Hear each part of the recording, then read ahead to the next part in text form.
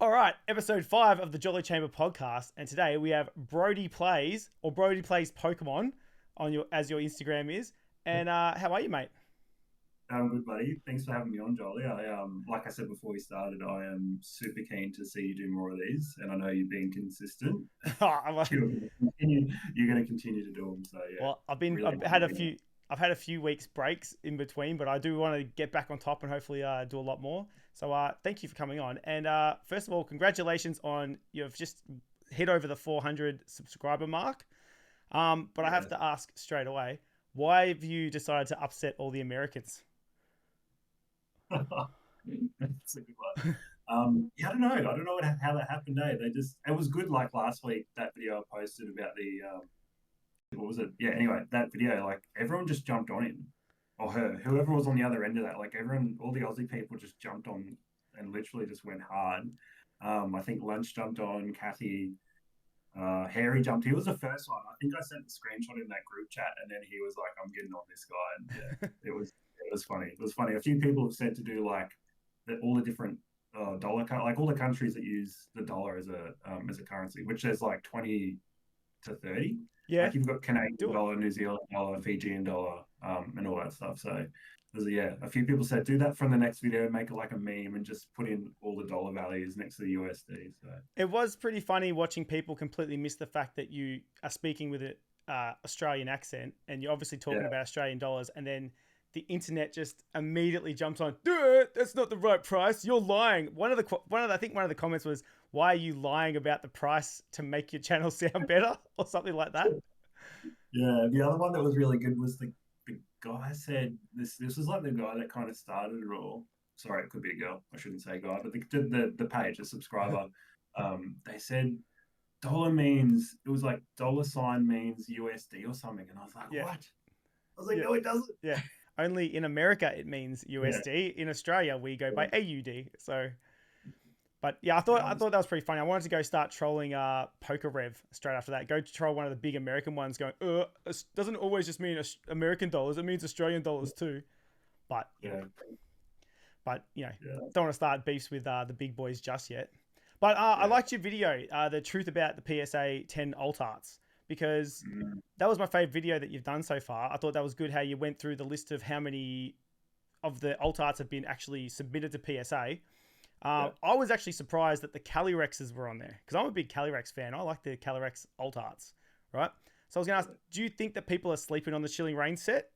Were you surprised at all by the cards in that were on their bottom list of the alt arts? Yeah, so they were in the bottom 10, right? Yeah. Yeah. Um, it probably it's just I think it's just due to popularity. Like you've got at the top end of the scale, we've got Umbreon, Lugia, Gengar, Charizard, Giratina. Well, actually, Giratina is not top 10, but yeah, Isn't it? Dragonite.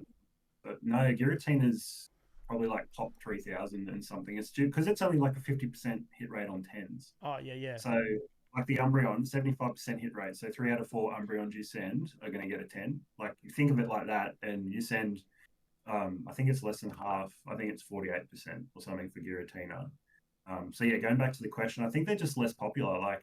And it's interesting because it was a time in the hobby when poker, like, no one was sending cards to grade, were they? Because When? it was PSA was closed. Like Oh, PSA was yeah. closed when Chilling Reign was out. PSA was doing like they had backlog. I think the other thing to consider besides them being not as popular is probably the print quality of Chilling Reign. Like everyone says, Chilling Pain, and I didn't. I came in after. I came in between Evolving Skies and Celebrations. Yeah, Celebrations. So that was like where I came in, and I remember like I think the first pack I actually opened was Chilling Reign. Like I didn't get anything out of it, but I started watching a few different people, and I know like at the time like Gogi, who I came across one of the first I came across on Instagram. I think like Zufimon and what's his mate's name? I can't think of his channel. They were opening a heap of Chilling Reign like every Friday night. They do a live on Instagram Live. Um, I think it's just popularity. Like I don't think like Calyrex. Who's chasing the Calyrex? Like the VMAX. Yeah, the VMAX, the quite dark coloured one, which is the Mitsuhiro Reader artwork. That one I think is really dope. Yeah. That one, it's the really dark coloured one. I like that one. The other ones I don't really care for. Besides trying to get them for the set, for the Sword and Shield alt art set. So yeah. Well, I was going to ask you about that too. So you're collecting all the alt arts from Sword and Shield in PSA 10. Yeah, so master set, which includes the Charizards from the UPCs, the V-Star, VMAX, and I think it's a V, the sleepy one's the V, yep. And the Evolutions from the premium collection boxes, and then the Arceus, which I've been trying to get an Arceus, the promo from it's like figure collection box. Oh, yes, yes. And it's got the Cosmic Eclipse pack. Yes. Yeah, so trying to get that, and I totally forgot about that. So I kind of have been backtracking in the last, you might have seen on Instagram, I've been posting and trying to get an Arceus and trying to get the Charizards. Charizards are shit print quality, so like the PSA 10 rate, I think, is somewhere around like 30%. Really? Yeah, there's probably been like 20,000 graded, but I think the pops are only like around 5,000 or something. Wow. Yeah, so doing not just doing the set, but doing, like, I'm calling it master set by including the promos, and I've based that off the PSA set registry. Yep. So PSA's got, like, if you know set registry. I've got a lot of questions about PSA to ask you, so no, please go explain it to me. The set registry is just a way for people to like track their collection. So I guess it's a way to encourage people to collect more PSA slabs, but to complete like entire sets and have them in a registry where you can compare yourself and compete against others to complete it. That's cool. So like I'd be ranked somewhere for the Sword and Shield alt art set, and so I base it off their set registry set, which actually doesn't include the Charizard. So they've only got 72 cards required, but I just said I'll do the Charizards too because they're alt arts, right? Yeah, sort of. I think so. Yeah. So how many alt arts all up are there? Are there only 72 outside of the promos? Well, if you say, I would say 75. In the regular set, like if you just consider the regular sets, there's probably, what do you got? 6, 9, 10. So there must be like 65 from battle styles through to Silver Tempest. There must be 65. Okay. And are you in... Yeah, and then plus the promos. Yeah, and then the promos. Yeah. Yeah, because there's also the Evolution promos. How many is that? That's an extra 6 alts, isn't it? Yeah, but sorry, that was included in 75. Oh, that's included. So, yeah. Yeah, so it'd be like 65 from Silver Tempest to from Battle Styles to Silver Tempest. Yeah. And then people go, what about Crown Zenith? Like, what about the Galarian Gallery? And you're like, no, that's not alt art. They're Galarian Gallery. You're not going to include them? I think you have to, though. Because I would say that they're alt arts. I would say there's about 30 alt arts in that set that you need to jump on. So there's about 100 and something alt arts. The good thing about Crown Zenith, though, is like they're relatively cheap and they're relatively easy to grade. Like you can grade 10s quite easily compared to some of the stuff in Sword and Shield. Like particularly Lost Origin, it's just it's shit. Yeah, the Lost Origin, I have seen a lot of. Well, I've pulled 2. I've been lucky enough to pull 2 Giratinas, and one of them's not even a 7. It's so bad. Yeah. It's got the print dots on it, and then the other one I pulled recently would be lucky to get a 9.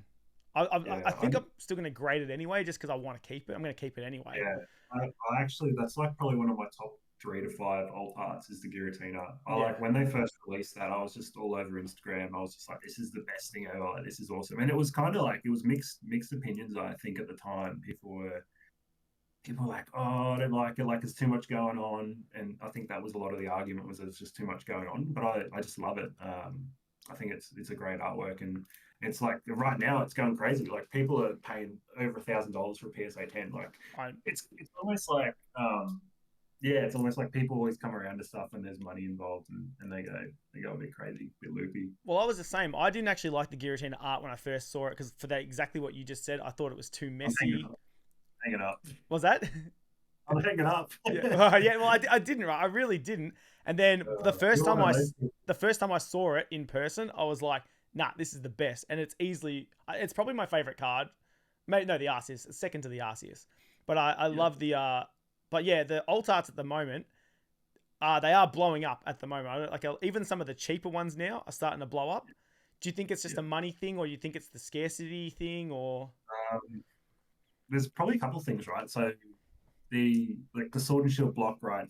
It's obviously come to an. It's really at the end now. I think Yeah. all you can really grab, like, you probably get blisters here and there in shops and stuff, but I think Silver Temp is kind of the only one you can buy. Mm. Um, I think, like, at the end of last year, what I noticed is a lot of people probably wouldn't notice on my Instagram, but before, like in November last year, I only graded, I think, 22% of the alt arts. So I was at like 13 cards. Yeah. And between then and March this year, in 4 months, I went from 13 cards to 40. Yeah. So I was during like in coming into Christmas time, it was like a weird time in the hobby where people were just selling stuff. Like stuff was going cheap, and I went for it. I was like, I'm gonna try to complete this. And now it's like it's come out like kind of come out of that lull, and now people, yeah, now it's like the opposite. It's gone like Yeah. all the cards are going up in price. But there was definitely a lull. Like you could pick up a lot besides the really like not popular stuff like Sanaconda, $10. You pick that Yeah. up $10 all day. Like Yeah. some of the cards were. I'm just trying to think of like a mid sort of tier card that was $100 that came down quite cheap. I know the Rotom came down because I paid over 100 for the Rotom, I think, at one point when I was Yeah. trying to master set, and I think that's under $100 now. Yeah, I think I got my Rotom around January this year, and that was probably like 50 or 60, maybe Yeah. 50. Yeah. I've had some really good, yeah, I had some really good pickups. Like towards the end of last year and the start of this year, I had some really good pickups. So I think it's partly like just the lull that happened, and then people are obviously jumping on. But then as well as that, like all the boxes are there's just going to be less boxes available, and so probably less getting ripped. Hmm. But then again, like there's so much out there. Like I picked up Mew VMAX this week. I don't know if you saw Watto's PSA reveal, but Yeah. I was Yeah. meant to get that one off him. Ah, did you? Yeah, I was going to buy it off him, but then he said, "Oh no, I want to grade it," which is fine. So that's cool. That's cool. He graded, he got a 10, so I was Yeah. happy as for him. But he got a 10, and yeah, what I was saying, like, there's so much available. Like I got the Mew this week, and I got a Leafeon V, got another Charizard V, got a Sylveon V Max, all just this week. So where are you picking these up from? Are you eBaying it, or are you going to shows to get this, or are you trading? Where are you buying this English? Because you don't rip. Do you rip a lot of packs? No, not No. anymore. Yeah. Yeah. Good. Not anymore, man. Not anymore. It was like I have some like good, interesting, it's good, just fun stories for how I started and like when I got back into it and going to like a break event with a friend, but we can talk about that later. Yeah. Yeah. I predominantly probably through like Facebook, I'd say Facebook, like eBay, Instagram's been awesome. Like there's so many people that I've made connections with, and have sold me cards in the past. Like Adam, he sold me the Umbreon. He's traded me a Genesect. I got a Celebi and a Rayquaza from Zufimon. I got like what else have I got from people? Lunchbox. He sold me stuff. I've got stuff from Mint Collectibles, Misty Collectibles. So many guys, like so many people have contributed to that set now, and it's awesome, and it's like it's nice to know that these cards have got like not like a pedigree, but they've got like there's sort of like this attachment associated with them. So a lot of people have helped on Instagram, but yeah, generally just I guess Facebook. Just go on Facebook or in person. Like the Blaziken I picked up for $300, and I think I got that at the start of this year. I think I was overpaying because I think it was like a bit lower, right? I think it was a bit lower. When I picked it up, I checked PSA 10 prices, and they were about 450 on eBay. Yeah. And now they're like 550 ish. Wow. So the PSA 10 between when I got the raw and like the PSA 10, yeah, they've gone up in price. That was a local pickup. So I went to this girl was probably 20 minutes from me, and she had went to get an Obsidian Flames Gold Charizard because they were popping off. They were doing pretty well as a flip to make money. And then she's like, "Oh, I've got this Blaziken," and I was like, "Are you kidding me?" And like it was mint. It's so mint. And I was like, "I'm taking it." She's like, "Yeah, I just ripped it the other week." And she's like, "Oh, I want 350 for it." And I was like, "Oh, I'll pay 270, like 350 heaps." That's a lot of money for a card. 350 is way over market. And then we settled on 300. So Have you graded that one? yeah, that's done. That one's been done. Yeah, it's PSA 10. Oh, nice. So when you're doing a lot of the ones where you're buying online and people are trading from Instagram, how Yeah. sure are you are? How sure are you if you're spending this money that it's going to be Uh, a PSA 10, or do you just like go? But seriously, is it really straight? Is it really good? Send me 50 photos. I've had yeah, you've got to be sure, like especially on stuff like the Umbreon VMAX. Like I bought off one of those. I bought off Adam. Another one I got from Angus, who is Kyber Collectibles on Instagram. He used to have a store, and those are almost purchased back to back, both for $700 each. Like Whoa. that's a stupid, yeah, stupid amount of money to spend on cardboard. Like it's disgusting. I had to be like really sure. So the one from Angus was just photos. Like we'd done a few deals in the past. So have got a pretty good relationship with him. And we kind of worked like before that. Like we had deals in the past, but we kind of worked on them for over 2 to 3 weeks for a bunch of cards. Yeah. So got a good relationship with him. So he was like, "Hey, I've got Sylveon. Is it Sylveon? He got like Umbreon and Sylveon from those tins. You know how everyone was there was a was that Yes, the Coles tins. yeah, Yep. Coles, Dude, yeah, they were fire, bro. I pulled like 4 yeah. alt arts from them. He got both of those from the Coles tins, and he sold me the Sylveon for 160, which was a really good price. And the Umbreon, and he sent me like heaps of photos and videos and said, "Yeah, I think this is good." And Adam, I caught up with him in person up at Mint Collectibles at Chermside. That's pretty close to him on their trade night, and we just he had two because he's got two, right? He Yeah. saw another one at home, was great. And I was like, in hindsight, I should have probably just grabbed both. I should have just Yeah. because I was keen. I don't think he wanted to sell both. I can't remember now, but yeah, I'll have to ask him. But he does want to grade that one now, so I'm going to help him out in a couple of weeks' time to send that one off. I feel like holding on to the Umbreon now, just from watching it, what it's done. Like it, even when you think it's hit its peak, it keeps going, right? And I wonder if that's, like you said before, it's kind of the end of the Sword and Shield era. I've noticed personally that it is kind of, when you go to these card shows now, there's not a lot of alts at the moment. Alts are kind of dwindling, like you said. Maybe it is because they've all ended up in people's binders. The collectors got them now. People aren't ripping as much. Plus, I think in general, I feel like the hobby at the moment has kind of slowed down a bit. Like times are tough. People can't afford to be ripping packs. Yeah, I agree. And like I'm going to collect. We've got collectors market next Saturday and Sunday in Brisbane, so it's probably like the biggest. It is now. Like we had hobby hangout before that, but we don't really have any TCG event, like vendor events. So that's probably the biggest one. And I'll have a look next weekend and see what's there. I can't remember what they had last year because I can't even remember if I picked up any alt arts last year. At the time, I probably wasn't trying to complete the set. But yeah, like right now, like financially, like everyone's like who's buying graded Pokemon cards? Like I've noticed the liquidity in cards go down a whole heap, and that's why I haven't submitted. I haven't submitted for like 2 months. This is like the first time in like a long time that I actually haven't had a sub PSA. Like I was like, I've got to like get some of these cards sold before I go and send another sub or spend money on cards. Like the sub I just sent today, so we're recording on Friday, and this will go up in a couple of days. Yep. I'll tell you because I've got it up on the other screen. So do you usually do like one a month or something? I was like up to March this year, I'd already graded 100 cards. Yeah. Like this year alone, I'd already graded 100 cards. It's crazy, man.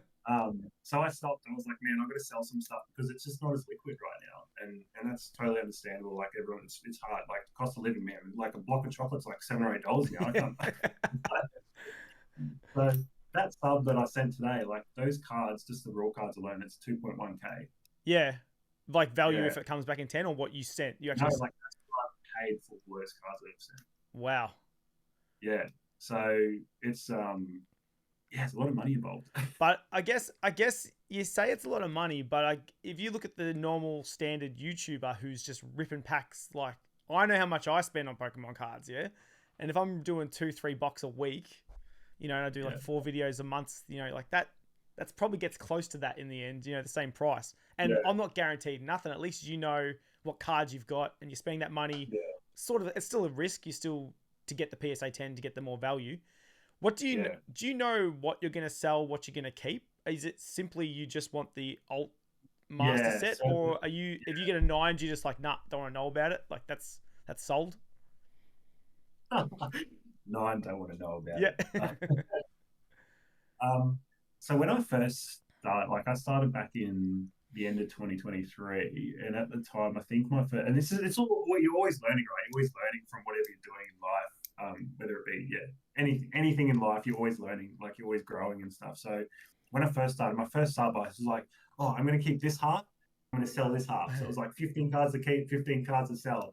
And when I got it all back and I got invoiced from PSA, I was like, oh shit, it's pretty expensive if I want to keep all these cards, right? So Yeah. yeah, nowadays it's like usually I'll send about 5 to keep, and uh, based on like their tiered system for insurance and shipping and stuff, I'll send 29 cards. Yep. It's the best value for money for me at the moment. I send 29 at a time, and I'll keep 5. But this sub I sent today, I think there's about 10 cards of the 23 10 that I'm going to keep. So I'm trying to just do like a bulk alt art submission for this one and just get Yeah. a few 10s back. So it should be spicy. I've got a double 2 Charizard V. So one of those I'll keep, one of those I'll sell. Yep. I think I've already got the Flareon VMAX and I've sent another one of those, which is pretty clean. But yeah, like I'll always try to send a few to keep and send some to sell. Because like I wouldn't be able to do what I've been doing. I would never spend this kind of money on Pokemon. Yeah. Do you? Yeah, like I could not. I feel privileged in a way to have gone down this path and be able to like have grown the collection like I have. It's Yeah. yeah. I could tell you what I've spent this financial year on Pokemon. I was just about to ask you, do you have a spreadsheet? Are you a spreadsheet, Excel spreadsheet guy? Because I've known a few other collectors. Was that? You have to. You have to. Yeah.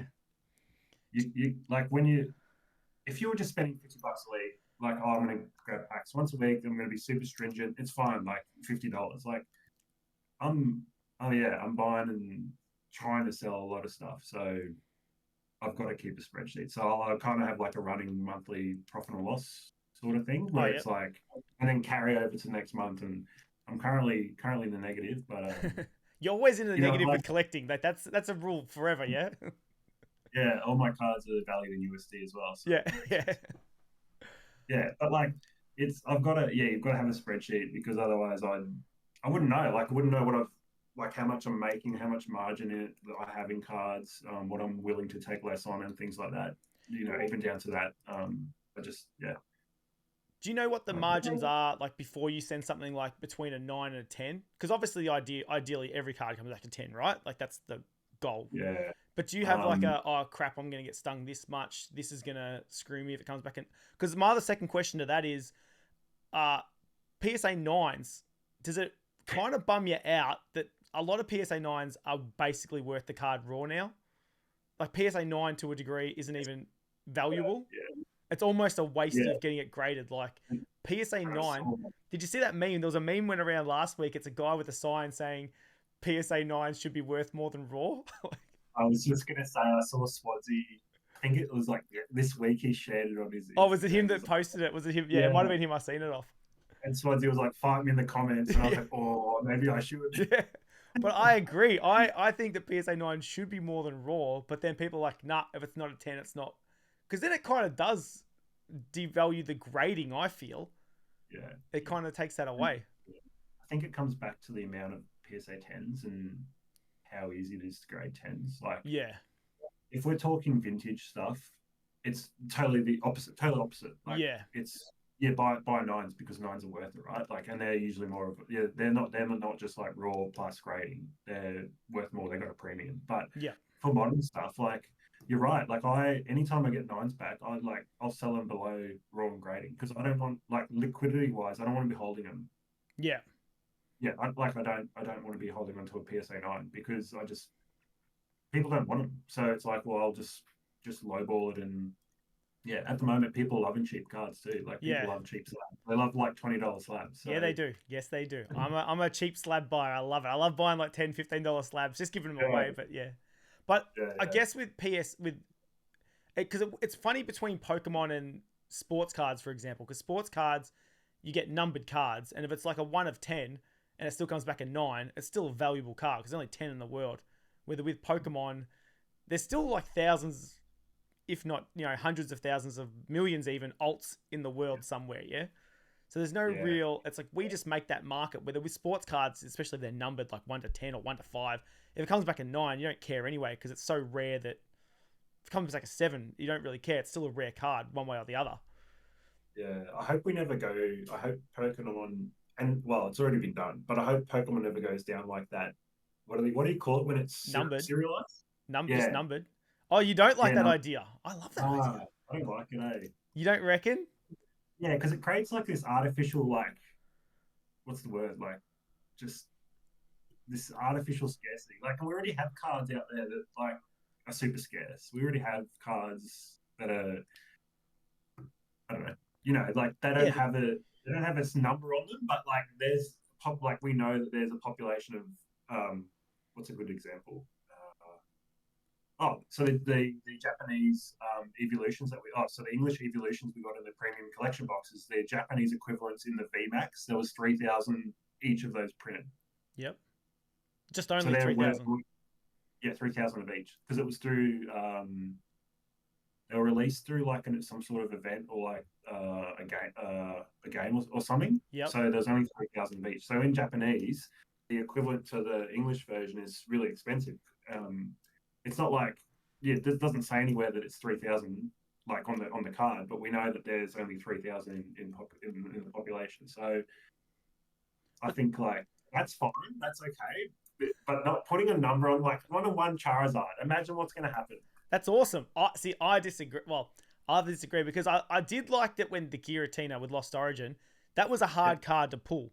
Because I remember when Brilliant Stars came out and I felt like at the time there was a lot of people pulling the Charizard alt. Yeah. I felt like that wasn't super rare. It was a great card. It was awesome. It was the most valuable in that set. But it didn't seem as rare. But when Lost Origin came out, there was not a lot of people pulling Giratinas. Like still now, it's still a really big deal to pull the Giratina. I feel like pulling the Giratina is up there with the Umbreon. Like you pull it, it's just as it blows your mind. And then if you pull one that's good quality, that's even better. Yeah. Well, like I said, I've got one. Yeah.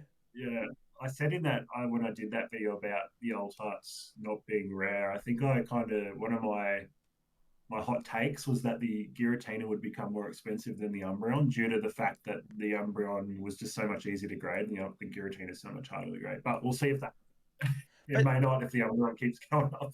But what inflates that? Because I'm at the point I was watching a video about the sealed product as well, yeah? And you were saying how the Evolving Skies box was now selling last sold for $750. But I've seen people selling that now for $900. Like people are just pushing. I was talking USD, mate. I was talking. Oh, your USD. That's all right. Then it makes sense. No, that was AED. That was AED. That was the thing. Like I made that video and it was at $750, and now it's like people are selling for over $1,000. Yeah, it's like that. It's just jumped. It was in like a 2-week period. It was like. But don't you think that's insane though? Because that's all based off essentially one card. Because the second highest card's the Rayquaza still, I believe, yeah. And is that because you're saying you're only going to put one alt card in the booster box? Is that why you're saying it's based off one card, or are you just saying because of Umbreon's valued at? Yeah, well, it has to be that. Yeah. Well, that should be that's got to be the only reason because the chances of pulling 2 alts in an Evolving Skies box, I mean, prob's not. But even if you are to get the Umbreon, that's not worth $1,000 raw yet, is it? Oh, I don't know. I don't think the Umbreon's worth $1,000 raw yet. I think it's about 12, 13. Is it 1,200, 13, 10 now? Can I do a quick eBay? Yeah, go for it, man. Go for it. But I think the second next one was the Rayquaza VMAX, and I'm pretty sure, I could be wrong, but I know that's gone up a little bit now. Right, that's selling after fees on eBay. After fees, that's selling for $950 in a PSA raw? 10. Oh, a PSA 10. Not great, PSA 10. That's what I'm saying. So that's in a PSA 10. You can get that for under $1,000, and then the box itself is nearly selling. So for the price of gambling for it, you can just go buy the card. Oh man, yeah, exactly. And this is why, like, part of my collection goal has been to buy the cards raw because one, you don't have to worry about trying to open a box, and then trying to buy a PSA 10, that's just crazy as well. Buying like it's so much cheaper, like financially, to do it the way I've been doing it. So we've got last sales $950. So $950 for a raw Umbreon. Yeah. Which is still mental and crazy considering how old's Evolving Skies now? Is that 3 years old now? Yeah, it was 2021. Yeah, so 3 years old, and it's already Yeah, probably about 3 years. Yeah. because I remember that was selling only for like $300 at one point. And even then, it was like that's crazy. It's selling for 300, and people were I going wish I, wild then. I wish I could get 100. What was that? I wish I'd got mine for 300. Oh, I saw him and I was like 300. That's ridiculous. But then, like once again, like I remember saying, like I was ripping packs and packs of Evolving Skies. I went to Kmart one day. They had about 100 blisters there. You know, like just buy them, rip them, pulled nothing. But you didn't give a crap because you're like, ah, it's only $6. I'll go back and get another one from Target tomorrow. You know, next Yeah, minute they're that's like $10 a pack, $12. Now they're nearly $30 a pack, I think, aren't they? yeah. I opened a lot of Evolving Skies like when I got back into the hobby because just just saw the cards. Like it is a set with such a good diversity of like really popular Pokemon, and the artwork is really nice. The It is a artwork is really it is a good set. Like to be fair, like when you see the whole not set as a fun. whole, it's great. It's Yeah, what? not fun. Not fun to open, No, but like visually, it's like yeah, it's definitely not. It's yeah. It's hard to. I don't rip any more Evolving Skies now. I've got the blisters on my wall. I don't touch it because in my head I just do the math of how much it costs if you get the Umbreon. But if I'm gonna rip that same amount of money worth of packs, I can't justify it. but the thing is, like you were like you're saying, oh, like why would I buy it for $300? If you're not a collector of Umbreon, like why would you were never going to buy it, eh? Like Probably not. No, yeah, I yeah, no, personally like the Rayquaza better. I think the Rayquaza is a yeah, sick card. yeah. I thought you were going to say Arceus, but Oh, Arceus is my favorite card, full stop. And that card's not even $100 no more. That's only like $80. I think I paid $70. I yeah, think the other day for that actually. good job. Yeah, it's not a You want PSA to 10 one. It was just for the binder. you So I've want to got get one off me? what was that? Hey, I'm still looking for a PSA 10, so maybe. I sold it. I sold it. Oh, you did not. Oh, you did the other day. I think I saw it. I was like, damn it. Was it you Yeah, posted that or someone else posted one the other day? yeah, I sold mine. Oh, But yeah, I think like when I picked those up, they were $50 ish. So yeah, there's definitely been like a bit of an uptick. They've definitely ticked back up in price, I'd well, say. I I remember. I think that was about $150 at one point, or nearly 200 even ages ago when it first came out, and then just Yeah, I think the only cards that the alt arts that I've purchased that have really gone down in price from what I've purchased raw was the Reggie Drago. I think I bought that on release, like really close, and it was like $90. oh, real. That's about $20 now, isn't it? Yeah, it's like 30, Yeah, 20 or $30 card. Yeah, yeah. so You that can was see that probably one. one. You see that Yeah, one around a fair bit. That's pretty cheap. it's But just not popular, right? Like it's not yeah, popular at all. there's definitely a few there. Like there's like you said the Conkeldurr and the Reggie Drago, and there's a few of them that just didn't. But it makes sense because there's so many that are like especially in Evolving Skies and Chilling Reign. See, I feel like Chilling Reign's a real sleeper set. I feel like it's going up a bit now, but people sleep on Chilling Reign. I feel like Chilling Reign. This is my hot take. My hot take. I think it's nearly just as good as Evolving Skies, right? Like I don't get it. I think it's just as good. I like it. I like the Moltres. It's got the chicken in it. Like it's good. It's a good set. I was just gonna check. So it's got 13 alt arts. Which is still So it's still got a shitload of alt arts in it.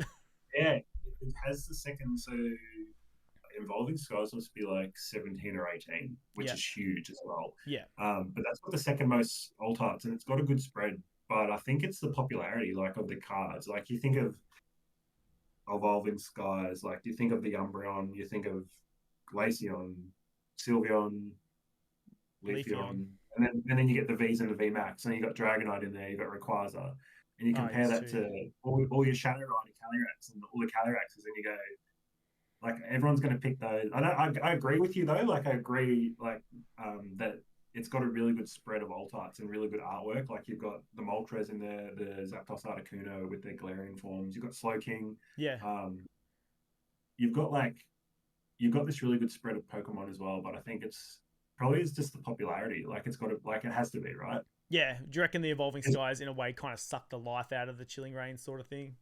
uh, Because once Chilling Reign came okay. out, that was awesome. But then once Evolving Yeah, Skies came out, like that's when, because I've said like since Chilling Reign upwards, that's where Sword and Shield just like there's no bad sets. You know what I mean? Like from Chilling Reign upwards, like everything before that can get stuffed. Sword and Shield base, and then Vivid Voltage, Battle Styles, and Darkness and Blaze. They're all garbage sets, right? hey, I think Battle Stars has some sleepers. Well, the Tyranitar's gone up in price now. Have you seen that? That's gone up now. But that's Yeah, it. what's that going? I I think haven't that's over 100, seen. isn't it? Oh, okay. So I think that was the second alt art I ever purchased. Yeah. And it was from this, I don't know if you know Warwick. People in Queensland will know Warwick. So it's No. probably 2 hours west of Brisbane. Yeah. And like it's a pretty big regional town, but it's like, you know, like who's gonna have like a really minted Tyranitar in Yeah. Warwick, you know? Yeah. And so this was probably like the start of 2022 when I bought it. Like and then it sat there for like a year and a half before maybe a year before I graded it. But I'd seen it on Marketplace and I didn't look at it because I was like, oh, it's in Warwick. Fuck, I'm not gonna Yeah. like who's got a nice looking Tyranitar there. And then it was still there like 2 weeks later, and I was like, oh, I'll have a look at photos. And I was like, oh, the photos look all right. Like they're not super close up. And so I asked the girl, I said, oh, can I have some more photos of this Tyranitar, blah, blah, blah. And she ended up sending these photos. And I was like, holy shit, this is like really clean. And so I ended up getting it off her. And yeah, like it obviously went on to be graded PSA 10, but that was like, that was wild. I just was like, oh man, who's got cards all the way out in Warwick? And Yeah. people, hopefully, no one watches this back and from Warwick and just hates on me for that. But Yeah. yeah, it was like early days, so I didn't know. I was like, oh, I think it's going to be a 10. Like I hadn't graded a card at that point in time, and I was like, oh, is it going to 10? It looks good. Like everything, the corners look good. All this looks good. Yeah, it was just like a gut feeling, and I got that off her, and yeah, it's a good card. I'm a big fan of Tyranitar, so that's a good score. But I was gonna say, do you do your own grading? Like, do you do the sit there and type it out, or do you go through a middleman? yeah. So you don't go through a middleman. Just typed it out last night. Oh, real? Yeah. Yeah, so that's why I've got to send. I'm going to send like 29 cards because if you set like you can do the maths yourself and work out middleman versus doing it myself. Like bearing in mind doing it yourself, you've got to get the membership to get the bulk rate at 15 USD, which is I think the membership is now it's probably 150 Australian. Is that a year? Per year, yeah. If you're doing it every month, that's worth it though. Oh yeah, it becomes worth it like straight away once you've done a few submissions. But you can do the maths and work out what's cheaper per card. And if you're sending kind of under, well, actually, it depends what middleman rates are at the moment. But if you've got a middleman that's doing $32 a card, you're probably better off doing that than having a membership and sending only 10 or 20 cards at a time. Yeah. Okay. Your dollar per card is probably cheaper to use the middleman. But I've seen some middleman prices at like $40 now. Swansea mentioned to me the other day that the one local to him is charging $50 per card. I've seen 50 and I steer clear And I of was that. like, that's disgusting.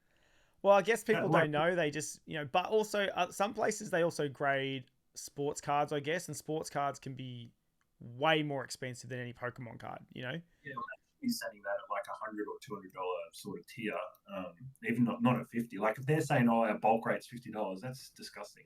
Like, yeah, that's a rip-off. Yeah, you can grade cards for under $30. Like, don't do it. That's true. That's a lot, especially if you're grading like 10. That's already like $200 there, eh? Like Yeah, that you're saving to do it. Losing out. So I would definitely like shop around. I'd do the maths, try to work out the maths for doing a submission yourself. And if people need help, like happy to help out. People ask me about PSA stuff all the time, so happy to help out if people need a hand. But I do it all myself. I think last year I graded somewhere over 300 cards. Yeah, far out. Nice. For yourself, or do you do it for other people too? I did it. The majority was for me. I probably got it somewhere. I could tell you exactly. you want to know exactly how many? Because I was gonna say, why don't you start your own middleman service, mate? Oh, I don't. Oh, because then you have to worry about insurance and all that sort of stuff. Oh yeah, people start hammering you if their stuff comes back damaged. Wasn't damaged when I gave it to you. I graded 436 cards last year. Far out. That's a lot. That's a lot just for a personal. Well, no, 327 for me, and in total I did 436. Yeah. I did probably an extra 100 for 100 and something for other people. Far out. But yeah, I don't offer it as a thing because I don't have like a business insurance or anything. It's just like I basically tell people like close to me, I say, look, if the cards get lost, like you don't get them back. Like that's it. That's the deal. That's the deal that we're going into. So yeah, I'm gonna help Adam out in a few weeks' time. He wants to sub some cards, so I'm gonna help him with that. And yeah, charge him a good rate. Yeah, yeah, he gets some expensive coin. Because I think I owe him for selling me the Umbreon for 700. Oh yeah. Well, you don't know you're ripping someone off until afterwards, yeah? Like, it's always in the future when they Oh, find out they got look, ripped. yeah, that was the market value was 700 to 730 at the time. So yeah, it was like I was really keen to get it for 700. Like I was happy to pay that. I didn't really, yeah, I didn't. I think thought paying 750 to 800 was probably like over market. But yeah, like I do. Oh, I'm a big one because that was yeah, it's a good card. Like that's the biggest card in Sword of Shield, and it's now that I've got that ticked off, I'm like I just need to get Giratina, and then Yeah. I'll get the rest. Yeah, the rest will be easy. Honestly, that's all I'm worried about is the Giratina, and then probably second to that is getting the SP on VMAX because everything else should be okay and So, cheaper. well, what's the Giratina going for raw? That's only 500 now, isn't it? 600? Oh, more like yeah, probably more. Like That's never if been you cheap, that card. That's stayed pretty solid at 400 since it came yeah out, which I think is yeah. really So crazy. going into Christmas, $300 to $400, and then yeah, this year like it's just yeah 5 6, I don't know, maybe even 700. It's yeah, it's big, it's big now. So that's what my worry is, just the financial costs, like because it's so hard to grade, like it's so hard to grade and the cost. I'm like, that's the one card I need to find. Like, I want to get that in person. Like, I want to be able to look over it Yeah. because I'll be stressed. I'll be stressed. I couldn't. You couldn't pay for something like that, and then gamble. Yeah, It comes back. It's got the smallest white nick on it. You're like, oh my god. yeah. Yeah, Do you but know what? they're terrible for that. Like they've got the white print dots, they're off centered. Like you get all the, I don't know if you've seen the indentations you get on the what's it called on the like on an alt art on the etching that they have. You get like those little dots. It's like a dot has appeared where a line of the etching runs on Oh, okay. the No, I don't. Yeah. yeah. Are I'm they? trying to what's like like on the alt arts they've all got like the engraved lines or what's it called, like etching. Yeah, like What do you it's call textured. Yeah. it? Yeah, textured. That's it. Yeah. Right. Textured. I really couldn't think of that. Yeah, so they're all textured, and on some cards you might come across like a dot, and it's like where it breaks up the etching, a line of the etching, and it breaks it up, and like Lost Origin, like every fucking card on the etching is just covered in. Wow. And so people send those cards to BGS, right? I'm like, what are you doing? Yeah. No chance. Do some research. Do some research. Like you look at the pop report on PSA for any of these alt arts, you go, oh yeah, Umbreon VMAX. Okay, I could send that to BGS and might have a chance, right? I could get a gold label 10 or a black label 10. But like, don't send the Giratina. Yeah. Nah. Yeah, like it's silly. Like you're struggling to get a PSA 10. Like don't yeah. I know a guy who sent some Giratinas off to BGS and he got like an 8.5 and a 9 BGS, and I was like, oh well, like what do you expect? That's raw prices now, isn't it? Basically. Well, it Well. was it was like you're never going to get a BGS 10 on a Giratina. Like Yeah. I'd love to check the pop report and see what they're going Oh, for none. because Well, I was gonna you say, know, do you mess with BGS at all? Do you send anything there, or you just purely um, PSA? once upon a time I used BGS to sub some cards, so I sent. It's pretty good. I got some black labels out of it, which is nice. Pokemon Black Labels, yeah. Yeah, Pokemon. Yep, yep. I have an English as well, which is even That's even better. crazier, yeah. I have a black label Umbreon from Celebrations. Really Yeah, and a black label the Gold Mew from Celebrations as well. nice. That's pretty good. Yeah. Then I've also got this. I don't know if you saw the Dragonite card I shared this week on Instagram, the PSA graded Fumi card. Oh, is that the rare? That rare? What was it? Yeah, the Japanese card, which coincides with the Pokemon the first movie. Yeah, yeah, That came in a packet. That Dragonite Pikachu card came in the packet with a Pikachu, and so I have that Pikachu card in a BGS Black Label. yeah. How much is that worth? Yeah. Oh, I don't know. Who knows? So Who knows, man? It's what? just whatever someone's willing to pay, I guess, like for a Pikachu. Yeah, Yeah, but that was like, yeah, that was the only time. I was through a middleman as well. And the reason I use PSA just because I've got the set uniformity now. Like I've got a lot of cards with PSA, so it just looks better. They're just killing the game at the moment. Like like the amount of technology and stuff they're putting into grading, like the app and stuff, all the upgrades they've done. Like ever since collectors bought PSA, it's just been all yeah. It's been really good. Like obviously they have every grading company has their issues and stuff, but PSA is like yeah market leader at the moment. So the turnaround time is pretty great now, eh? It's only about 2 months, isn't it? Yeah, it is, and I couldn't tell you exactly what it is right now because I don't have a sub a sub out. But when I got my last one back in March, I think it was like 41 days. That's amazing. That's awesome. Mm. And like you say, if you're only paying $32 a card to only have your Yeah, card off for 40 days, that's yeah. pretty bloody good. And that's like door to door. That's not like because PSA when they talk about turnaround time, they talk about it in business days, so like 5 days a week. So I'm talking like 41 days, including weekends, including posting it there and getting it back. Like Yeah. it's crazy. It's Wow. crazy quick. So what do To you? think they had, sorry, What was that? Go. I was just going to say, to think they had like a backlog of like millions and millions of cards to get to where they are now, Yeah.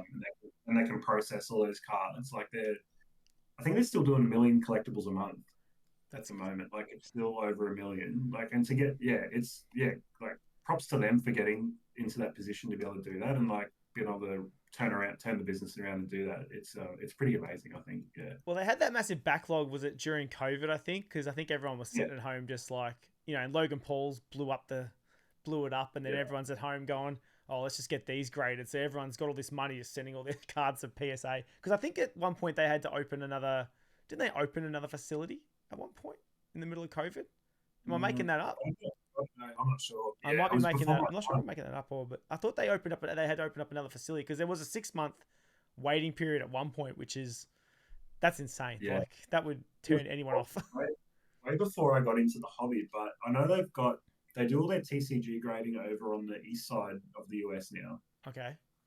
So when you submit, you'll submit into basically send it into LA, and then they'll send it all over to which I don't know why the heck they do this, but they send it all over to New Jersey, maybe, which is on the east coast. New Jersey Yes. Yep. is that on the east? Yeah, It's on the I East don't Coast. really know. Yeah. I don't know America that well off the top of my head. But yeah, New Jersey. So they send like all the TCG goes to New Jersey. So they have got like they're specifically focused on TCG in New Jersey, which is crazy that they still get you to ship everything to LA to their distro, and then they send it over there. Yeah. And then they can do it in 41 days. Like they can Yeah. turn it around. Like, They must yeah, just be like they're, mega checking. Yep. 9. Yep. 10. Yep. oh, definitely optimized. Like they've definitely optimized the process, and I think the CEO of Collectors, so who owns like they own PSA, like Nat. If you've ever heard him on an interview or a podcast, I don't know. Is this an interview or podcast? It's a pot of you. Okay. That's what we're just gonna What call. is Yeah, so if you've heard of Nat Turner talk on a pod of you, like he is like he's a super young guy. He's probably in his 40s, and like he's come from a technology background, and he's just like, I'm like, man, this guy's like taking PSA in the right direction. Like look outside looking in, like he's a good CEO, I reckon. Like Yeah. he's good. He's passionate, like he's a collector as well. Like he's a big sports collector, so yeah. Wow. You're like I like that you're like passionate about PSA, mate. That's awesome. So you're team Oh, PSA, no BGS. Okay. oh, I'd probably be more BGS than I am CGC. Yeah, I was gonna ask you. Do you even care about CG? I don't even. Yeah, they're like the. Let's not talk about them. But Uh, yeah. I think they got a lot of, and like I said before, every company um has their negatives, but I think they got a lot of flack when they changed the grading scale again to yeah, they've got like the pristine whatever that gold like they all the 9.5s basically got upgraded to 10. So like you mm. could be going and buying a 10 now that used to be a 9.5. I think they got a lot of flack Well, it's for funny that. you say they got a lot of flack because I felt like that was the hit against CGC for years was they were getting too many 9.5s. People hated it Yeah, because because and people go, "That's a 10. It's changed 9.5." they've changed twice. They've changed twice. So they used to um a lot of people have like arbitraged on 9.5. So I think it's like 3.7 certs. Anything before 3.7 with CGC, you could just turn into a PSA 10. So a lot of people arbitrage basically doing one thing into another thing. So like people would buy like a CGC 9.5 and just Crack flip it it. into a 10 PSA and then sell it for a premium. Like because the 9.5s were going for nothing. But yeah, there definitely was a period of time where CGC was just giving out really harsh grades, and they changed that. And then they also then did this more recent change where they did the what I don't know all the different labels and that stuff. It almost seems like a bad business model. I get the idea of saying, no, we only want it to be 10 so you know it's perfect. But that also deters a lot of people too because they go, well, no, I just want the 10 to flip it, yeah? So which it could be is also a knock on PSA, I'd say as well, because we've all seen it. There are some PSA 10s where you're like, how? Like the centering is so bad. I've seen them in shops, and I've even said to the owner, like, how is this a 10? I'm like, and they're like, yeah, I know, like, and it's, I feel I couldn't even sell that to someone as a 10. I would crack it. I'd be like, nah, crack it.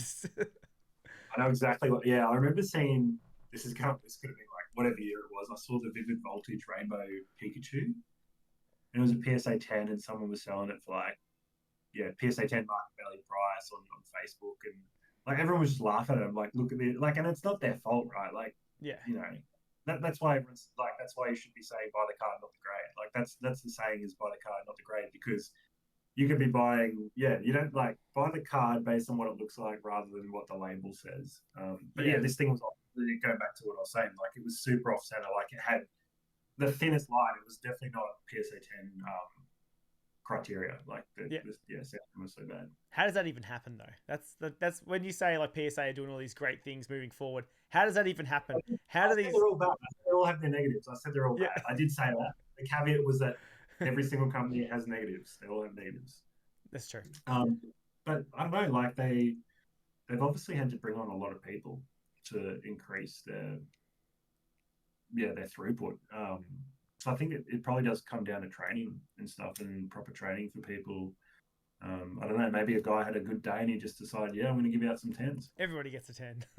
This is what, like, this is grading. It's the funniest thing. Like we send cards to like a third party person, like a person, an individual, to based on a piece of criteria to grade us a card. Like it's just their opinion at the end. Like based on a set criteria, it's their opinion. Like they're saying, okay, well I think it's this because of this. Yeah. Wild, eh? It is wild. So what do you think about the robot grading? Who does? Is it AG? What's that? And they scan it and they 3D like. There's another one as well called Tag. Yeah. They're the ones that are doing the clear label. Yeah, didn't they just do was it a first edition? No, it was a Charo. They did a big card. They did the what's the Pikachu Illustrator? Yes, that's the one. Sorry, yeah, it was a big one. How they got that, and then why someone would give that to them, I don't know, but yeah, and I think it was I think they graded it a 10 or a 9. That's insane though. Like that's yeah. How they get that card? B, like who's giving that? Like give that to PSA or Beckett. Like like that card's too valuable to do that. Yeah. But at the same time, that's how these other.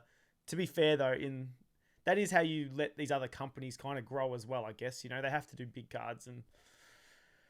Oh yeah, they have. Yeah, they have to. Like they have to grow it. Like they're all, and they. I think the AI or whatever you want to call it, like the computer grading, I think it has its place, because I think they're all probably they'd be using technology now to help with grading, whether it be to check a card's not like altered, like if someone's gone and put a blue ink down the side of their, sorry, not blue, blue, like on the back of the border of an old card, like a Charizard. Imagine like someone goes and puts like a blue marker pen down the back to cover the white dots. The edge there, because it's all got whitening on it. Like they can detect that stuff. So I think they're all using, to a certain degree, like technology to help and assist with grading. I think it'll probably become, it'll take off more and more. I don't know how much the likes of PSA will bring it on, like through the whole business, like for grading. Like these Tag and AGS seem to be like very much focused on using the I guess the algorithm, or using what they're learning, what their system is learning from what they're grading to grade. I don't know if the other companies are still gonna, what am I trying to say? I don't know if they're gonna like bring in to that degree, because I think it's still based on eye appeal a lot of the time with the likes of BGS and PSA and CGC, is they appreciate being able to look at a card and go, okay, it does look like it looks clean on the front.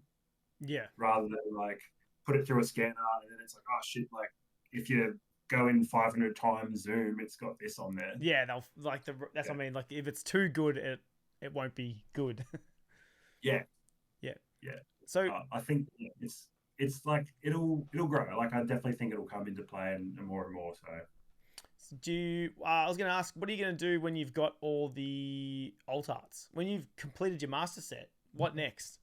Because you've got Mate, you've got your YouTube channel now, which has been awesome because I like your content because it's different from everyone else's. You're actually talking about prices and values and your opinions on upward trends and whatnot. So it's different. You're doing a lot of different things to other people. But once you've done all your alts, what are you going to do next? What's the next thing? Mate, I don't know if I'm going to finish it. Is probably my answer. Oh, really? You're just No. going to keep grinding at it? Man, I had some deep contemplations this week, Jolly. I was like, man, do I sell my Umbreon and Rayquaza? Really?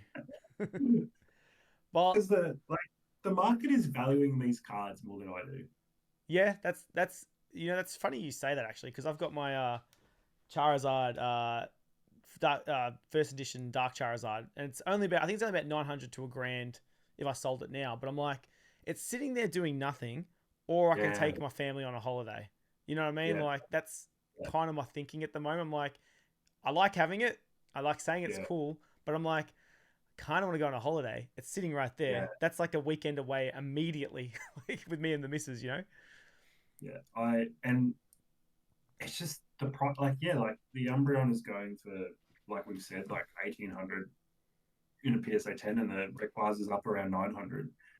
And it's crazy. I'm like, do I just scrap finishing this set and sell this stuff? Because the market is valuing it more than I think it should be worth. Yeah. But like to answer your question, when I do complete the set, I'll be very happy. I don't foresee myself selling it, but I guess there's everything has a price. Yeah. I did see that there was a sale on eBay for the entire set for like 10,000 USD, excluding the promos. That was just last week. There was an entire set sold, so that's like 15,000 Australian. That's far out. and if you remember from my video of the halfway mark of grading them, I've spent about $4,600 on half of the set. Yep. So I'd probably be. I'm assuming like I've just spent fuckloads this week in the last few weeks trying to buy. Do you have a like Leafeon VMAX, Gengar, Charizard, which I all need, Lugia, which I need. Like I just bought the Mew today. I bought a Leafeon V. Like I've easily spent over $1,000 just on those couple. Like that's only a handful of cards. I foresee myself holding on to it, but it'd be good to keep the value in mind. Yeah, and if I was to sell it, I probably would break it up. I wouldn't sell it as a whole piece because I would keep the Tyranitar and Dragonite, I think. Yep. And then after that, after I make it, like I'll hold on to it. Like I think I need time to enjoy it, like because it'll be like a long time coming once I finished it. Like I kind of had started that back in the first card I graded was 2022. So like the Tyranitar and Dragonite I graded in 2022. And it'll be like I was hoping to finish it this year, so it'll be like 2 years in the making. Yeah, that's a pretty good effort though. It is a slug. Just finishing any normal master set's pretty hard. Like I've still got master sets I haven't finished yet, but to do what you're doing is pretty insane. To get all in PSA 10 and then I think selling it's not the worst option. And self grading it too, not just buying the 10s. That's a lot of work. Well, I was gonna say, do you know how much you are going to spend? Like, do you have a rough estimate of what is there left to spend on the cards, like the raw cards? Well, that's why I was just trying to count what I just spent on those other few cards.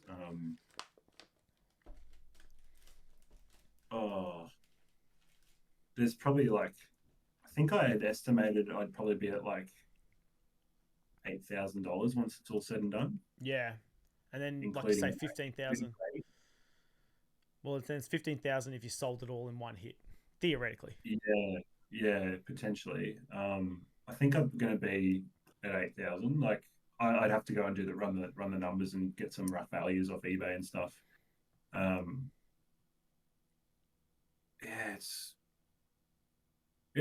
think 8,000 is a good. I'll just say 8,000 for now. But I've probably spent like since like I bought Machamp, that was 170. Gengar 340, Leafeon 260.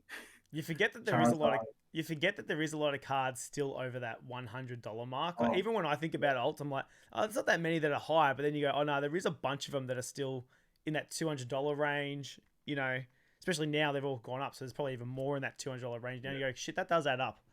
You know. It makes it an expensive set to complete. I think the money side of it is what's been hard. Oh yeah, So yeah, 100%. obviously complemented that by flipping cards. But yeah, like what else is like the Mew VMAX was 140. The Leafeon was I think 100. That was a Leafeon V. The VMAX was 260. I might have already said that. And then I've still got to buy Aerodactyl, which is probably going for over 200. Yeah, it's over 200, I Giratina, think. Giratina 500, So, probably. so you still got a Uh, few heavy ones to get, eh? yeah, Shifu VMAX, which is probably about like 120 maybe. Um, there's a few Umbreon V. Like I don't know what that's doing. That went crazy in PSA 10 after PokeRev did that video. Yeah, what was that about, eh? That was, but that's just more market bullcrap manipulation, isn't it? Yeah, Or do you reckon that's the reverse? That's not him doing the thing. That's someone purposely going, I'll manipulate this on eBay myself on purpose to do it. Not necessarily a natural market. Because I know that like influencers can have influence, right? That's how it works. But in my head, that's like someone going, oh, let's just do this on purpose because Rev said it. Or is that just being too tinfoil hat? Probably I don't know. It's like we can speculate all we want, right, and say it's this and it's that. But I think like it could be people going, okay, Rev's just posted this. I'm going to buy up all the Umbreons on TCG Player and I'm going to pump it. Yeah. Or it could be just like maybe we don't recognize just how much impact these influencers do have on the hobby. Like, you know, people have channels like investing channels where they say, go buy this booster box because it's going to go up. Yeah. And they might, I think a lot of people most of the time don't actually realize how much impact they have, especially when they've got big channels like Rev. What's he on? 2 point something million. He'll be at 3 probably by the end of the year. I think he'll be on 3 mil by the end of this year. Yeah, so I think a lot of these channels, like his particularly, would have such a reach, and I think as a result of that, people probably just went, oh shit, I need to buy an Umbreon V. Yeah, but there's probably the people as well that are going, I need to buy every single Umbreon V right now because I need to pump this up. Yeah, why not? Why not do it? Yeah, I was going to ask, so if you're just doing the PSA, like, do you collect master sets at all? Do you collect any single cards raw for binders or anything? Or are you exclusively just doing this? Because I imagine you're spending a lot of money in that direction. Like, do you even bother with binders at all? Or do you like collecting sets? Yeah, set collect PSA 10s, mate. That's it? Just PSA 10 binder? No. Like, I do have, like, when I got back into the hobby, like, I started the Celebrations set. Yeah. And I've basically picked that to pieces. Yeah. and graded the cards. I also am trying to do a PSA 10 set of Celebrations. I've just stopped it for the moment. I have all the cards I need. I just need to send them. That's a cheap set now. It would, and it's easy to grade. Like they're such a good set for grading. Like those are the cards you should be sending to BGS for everyone watching at home. Oh, real? Is that your hot tip? Like, no, don't do that. The print, like, as in the print quality of that is just so good that it's like, stuff that if it's printed well, like you can usually, send it to BGS and get a good grade. But yeah, I've got like a fossil, like a partly completed fossil first edition set, which has only got maybe like 1 or 2 hollows in it. What else do I have? Yeah, the Celebrations, which is picked to pieces. I've got a few bits and pieces of like just Dragonite, Tyranitar cards and their evolution lines. I've got bits and pieces as singles, but I haven't really focused on it just because of the amount of money I'm trying to put into finishing the Sword and Shield set. I would like to go back and complete a Delta species. Yeah. I really like that EX era 2003 to 2007.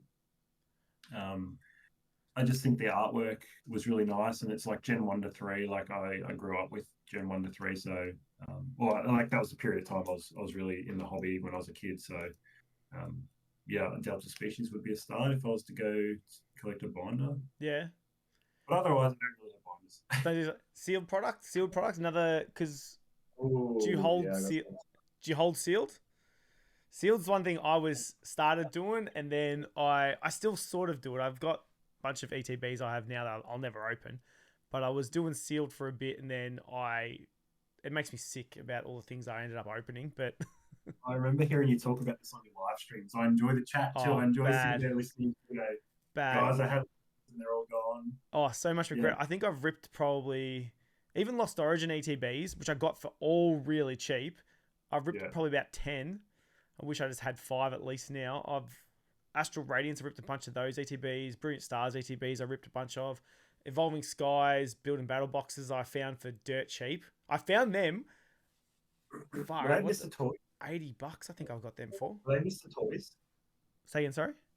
Were they at Mr. Toys, the Evolving Skies Building Battle Stadiums? No, they were sorry, no, the Brilliant Stars ones. They were from I got them from a random place in Geelong, I think, like somewhere Because random at a market. I ended up ripping. I ripped the Evolving Skies Build and Battle Stadium from Mr. Toys. They had a sale on them, and there was like none left. And I had to go to Carindale, which is probably 20-25 minutes away from me, to the shopping centre there, and they were 60 maybe Wow. 60 for 12 packs. Like that's Yeah, good. that's an 60, amazing deal. yeah, it was $66.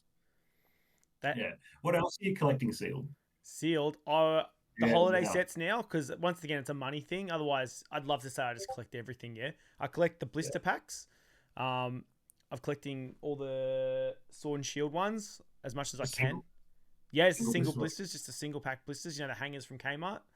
And then obviously the new Scarlet and Violet. Even though I'm not a huge fan of Scarlet and Violet just yet, it's still not really growing on me. I was going to ask that about it. So, when you finish the alt arts, are you going to go for the SIRs? Are you going to do that next? The SIR alt art set? Can't reveal all my secrets. Yeah. How do you feel I'm about Brodie. Scarlet and Violet? How do you feel about Scarlet and Violet in general? I like the card art. Yeah. I think what people want to chase. Yeah. People want to chase. They want the serialized cards, Jolly. Yeah. They want like I know Adam. He always goes on about it. He just wants the chase. He loves the chase. I love the packs, and I'm there for it, right? But people just love to chase like whatever it is, high rarity, hard to pull. People want that, and I think Scarlet and Violet hasn't done that for people. It's easy to hit the big cards, I have noticed. Yeah, like City in Flames was. Everyone was saying how easy that was to hit all the Charizards, and it's funny. You give people this, and then they want that, and you give them that, and then they want that. Like you can't make everyone happy. It's true. I think the card art's good. I think the issue around or perceived issue around people wanting to chase the rarity is probably part of the issue. The price of the sets, they're really new, so people aren't like, oh, I'm gonna grab this because it's going to go up in value. They're probably 3 years away from people thinking in that way. But I think the artwork's awesome. There's so many good common and uncommon cards, which no one really cares about, right? Yeah. But there's good artwork. The illustration rares. I know that you've talked about this on a few of the live streams where you think every single card's the same. They all look the same to me, man. I'm actually starting to be, I need to write a letter to Pokemon and say, guys, no, seriously, we've had enough now of the little character and the big background. They're all looking the same. Yeah. We had a few alt arts that did that, and that was awesome. Let's do something better. Do something bigger and more bold, and try something different. I love this because I was watching you in that live. I don't know what set you started going through on the live stream, but you were just like, "That's the same. That's the same. That's the same." Yeah, it was like Temporal Forces. I was like, we've seen all these cards. Like, it's just it's kind of it's I think it's just hard because Sword and Shield had such a good end run. Like I said, from Chilling Reign and then Evolving Skies, and then what was it, Fusion Strike or Celebrations was in there somewhere, and then Brilliant Stars and Astral Radiance.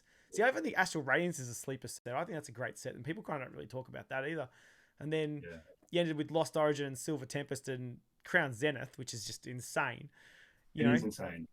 Yeah, it's a mental set just to end like how they ended.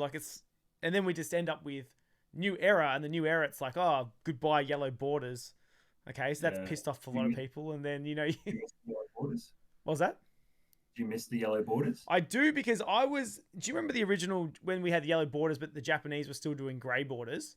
And it looked good. The cards look good. If you go look at the Sword and Shield era cards in Japanese, they look awesome. I love them. I'm like, yeah, hell yeah, get rid of the yellow borders. But then when they did it, when they finally got rid of them, they changed the grey. so they don't even look the same. I didn't know that. Yeah, well, when you look at them, they don't look the same. They don't look the same to me. They look different. I'm like, nah, I miss them. Bring them back. Yeah, right. Okay. I'm Team Yellow Border. I'm Team Yellow Border for life now. So what do you think of like alt arts then? They have silver borders. Yeah, but they've got like the way they look is cool because they're shiny. Listen, mate, you know if they're Border. shiny, they're awesome.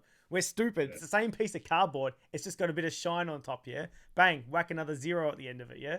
No, I love alt arts. I thought alt arts were the best thing that they've done. Pokemon's done. It's pretty hard to argue that they were pretty good all the way to the end.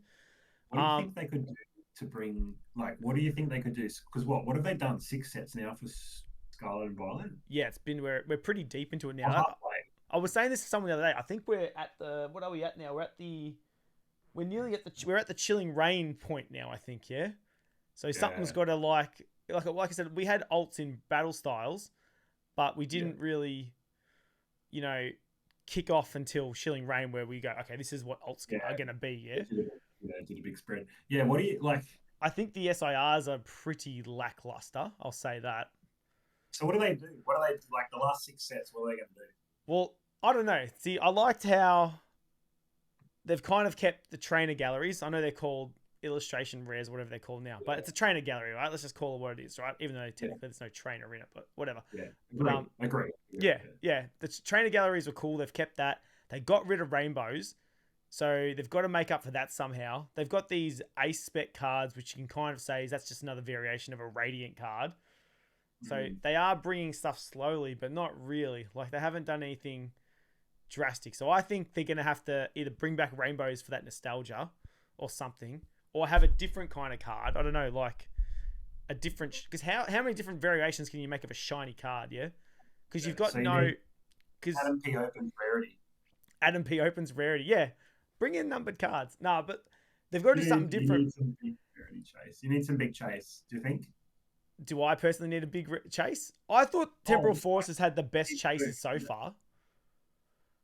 Is that what they need to do? Like to bring people in? Is that they need a big chase cards? They need another rarity to come out where it's like SAR times 2 and it's like one per case or one per whatever it is. Because I always thought I was of the opinion that I considered that maybe because we were going into EX era, it was going to be like going back to 2003 to 2007 where they had gold stars, right? Yep. And so I kind of, at one point or another, I was like, imagine if they brought back gold stars. Obviously, they wouldn't be they wouldn't have the same rarity. They wouldn't get as expensive. But to have a gold star with a high rarity tier, have Fukuda come back and do all those card arts because he did all the other ones for the original gold stars. I thought that would be cool. I don't know if they'd bring people in, but gold stars might because of just what gold stars are doing or what they've done historically since they came out. Maybe a revamp of gold stars would help. Well, Pokemon's pretty good when they want to bring out the old nostalgia. So, that's what they did when they brought back EXs, yeah? But I think there's also, you got to remember, by the time they finished Sword and Shield, you had Vs, V-Stars, and V-Maxes. Yeah. But at the start, it was just Vs and V-Maxes. And then you got Vs, V-Stars, V-Maxes, Radiants, Trainer Galleries, Rainbows, the full art training. By the time those sets ended, there was actually like a shitload of cards. Like, obviously, there's still the big ones, but there was a shitload of variations. Now you've still got, there's only like 5 or 6 in a thing. It's not really that crazy. That's true. So, but I think I do like the fact that they do 2 reverse holos in a pack. I love that for master setting. That's actually great. That was one thing I think they got right. 2 reverse holos. Well done, Pokemon. Like, I couldn't care less about that. Well, if you're not collecting master sets, you couldn't care less. I understand that 100%, right? But they've got to do something. I like the idea of how they're doing like the ancient and the future variations. That's cool because you can sort of speculate, or hopefully you get like a futuristic Charizard or a futuristic Lugia. They should have kept the names the same because it's weird that they changed like Roaring Moon and Iron.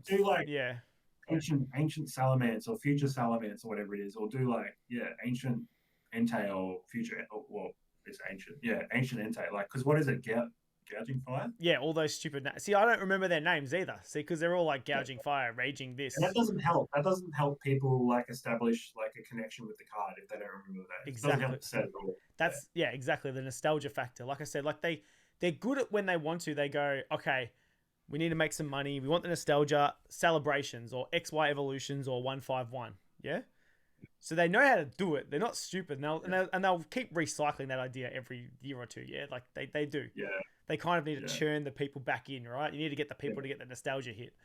So I think they'll leave rainbows out for a while and then they'll reel us back in with rainbows or something.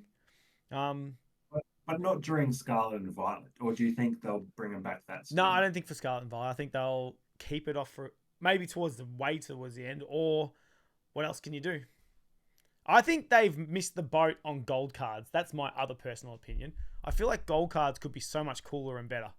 I feel like they waste so much. Like when you saw the gold alts in Crown Zenith, I was like, bang, finally, yeah? Mate, stop giving me gold fishing rods and gold shoes and gold friggin' like Pokeballs. I don't give a crap about that. Make it cool. I love that Giratina. It's sick, eh? Oh. I love all four of them. I love the all four of the gold cards in that one. That's how you should. I think that's see they got the idea sitting there, and then they ended with it, the gold alt, and then they were like, "That's it. Do gold SIRs, like make them sick." Yeah, I like that. I haven't thought of it like that before, but yeah, because we do get a lot of like fishing rods and random shit, don't we? Yeah, and then like even with the ace spec cards, they're cool, but then the trainer they're not even like cool trainer cards. They're like same shit. It's like a little robotic thing. I couldn't even tell you what they are. But if that was an actual trainer, even one of the trainer cards with the actual character, it'll look sick. It'll look cooler. Yeah, I like that. I actually hadn't even thought of like doing, like Giratina, Arceus, Dialga, and Palkia, like doing that. They were great. I thought that was the best idea they had. Yeah. Gold alts. I thought gold alts was sick, and then they just tapped out. That would have been good transition. Yeah, that's a whole new collecting goal there if they do that. Because you imagine like you get the actually I've got it sitting right here. You know, like the Charizard SIR. But imagine there was that one, but then a gold one on top of that. What else you got just sitting right next to you? Oh, any Leafeons? just the three. You got two. You got two of them. Why couldn't you sell me one? Because I've got to like make sure they're 10s first. Well, no, because I want them in a 10 because I'm a greedy. Actually, I'm missing a Leafeon. It's all right. I got one. You got one? Well, yeah, 260. I've got a pile of cards here. I should just post them to you, and you can just charge me. I got a pile of cards here to grade. I have probably maybe like 100 cards to grade, and I'm so lazy. I haven't graded one of them yet. You can take it to like TRA or Luna. What are they, Luna cards now? You can take it to those guys. Yeah, I've been meaning to take it to them because they're real good blokes. Gabe's a pretty mad dog, so I should take them all down to him. But I'm once again lazy. I've got UFC cards. I've got Pokemon piling up. It's a never ending. Yeah, much UFC. You're pretty keen on UFC, eh? Yeah. I actually did a video with. Oh, I probably shouldn't say. I did a video with WATTO recently, and we opened up some UFC stock. So that video will come out at some point.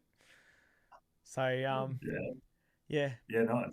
Yeah, and any other sports or just UFC? I'm not a sports guy. I did not grow up caring about sports in the slightest. But I do like collecting the UFC cards. They are pretty fun. Yeah, I grew up playing NRL, so playing rugby league. Oh, that's right, because you live up there. You're into that, eh? Yeah, we're rough as guts up here, eh? Oh yeah. I've always wanted to open the NRL cards. Yeah. I see a few of the guys in the chats and stuff who open AFL like Swansea and stuff, and a few others open AFL a fair bit. And I've always been like, I should open some NRL. But booster boxes are like $240. Yeah. A lot of sports stuff is, well, UFC stuff, I won't say what we opened, but it was pricey. A lot of sports stuff is because you get numbered, you get signatures, there is rarity to it, which is another thing I actually like about collecting, because Pokemon can be a bit, sometimes I feel it can get a bit same old. With sports cards, especially UFC, because I actually love the sport, collecting the cards is fun because it's that same, like you say, with the chase. getting an auto is awesome. It's a mad feeling. You're like, oh my God, it's an auto, especially if it's a fighter you really like, because you're not even thinking about selling it or the price value. You're thinking about, oh, sweet, I love this fighter. I love this card. You know, I'm not thinking about PSA 10s or 9s. I just want to put it up on behind me and, display it. Yeah. It's a different feeling to Pokemon. Yeah. And I've always just been Pokemon. So I think maybe I might grab some packs sometime and open some NRL. If it's a sport you like NRL, man, just try and find some packs, rip them. If you like it, you like it. You don't, because even same thing. It's the same thing. It's another money pit to take your time and energy and money away. So. Yeah, exactly. It does. Did you open any One Piece? Has that been across your? No, I don't get the One Piece thing yet. I've established myself as an old man right now. Okay, right? Like I've just drawn that line in the sand with pop culture. I'm an old guy now. New things scare me. I don't want to know about it. How old are you? 37. Oh yeah, you're fucking old. I know, right? It's gross. I'm like so close to 40. It makes me sick. I'm turning 32 next week. So you're a baby. You still got forever ahead of you. Yeah. I'm ready to retire, but I still dress like a 15-year-old skateboarder. I'm going to be that really awkwardly old-looking dude who still thinks he's like 15. I'm not looking forward to that. Even though grey hair and to be walking around in your skater shoes. I'm doing that now. I've got the greys now. I'm going bald. I do have the skater shoes. I am literally that guy that you just explained. No, you're carrying your skateboard around. I love that. I was actually about to say, I'm never making this up. I've got my skateboard in my car now, ready to go skateboarding at any given moment. I am literally that guy. So going back to, you were saying that you were collecting sealed. All the stuff you've still got sealed. So you said 151. Are you stocking up on that? I tried to when it was cheap. I got a bunch of it. I got a case for cheap. I sold half of it for minimal profit, but I kept 5. So I actually personally, for myself, have opened up sweet jack shit worth of 151. And then I opened up the UPC. I've opened up maybe 2 ETBs. That's it. 2 ETBs. Yeah, so I opened probably 1 ETB for myself. And then I opened, like I said, I sold 5 of them. I opened 1 for myself. And then I bought a UPC. I got it for cheap. And then I ripped it open. One's 80 for that one. Oh, fuck. Is that cheap, is it? Well, then I bought a case for 170 a box. So I don't know why. What's cheap for a UPC? I think I paid 138. Get stuffed. How'd you pay that? I just got to know people. Oh, you know the way better people than I do. I was just lucky. I was lucky. I had a friend. So yeah. Well, I paid 175 for. Well, I got 4 boxes for 700. So what's that? 175 a box, I think it is. Yeah, that's good. That's still good. It's still good. Like I could flip it for 200 at worst, or I just rip it and sell the packs individually. And I go 200. 200 is what you could sell it for. Yeah, wow. You can sell the packs individually for that, close to that, Did you jump in on the Zacian boxes when they were $44 at Kmart? Was it Kmart last year, before Christmas? No, really. Oh, the Crown Zenith ones.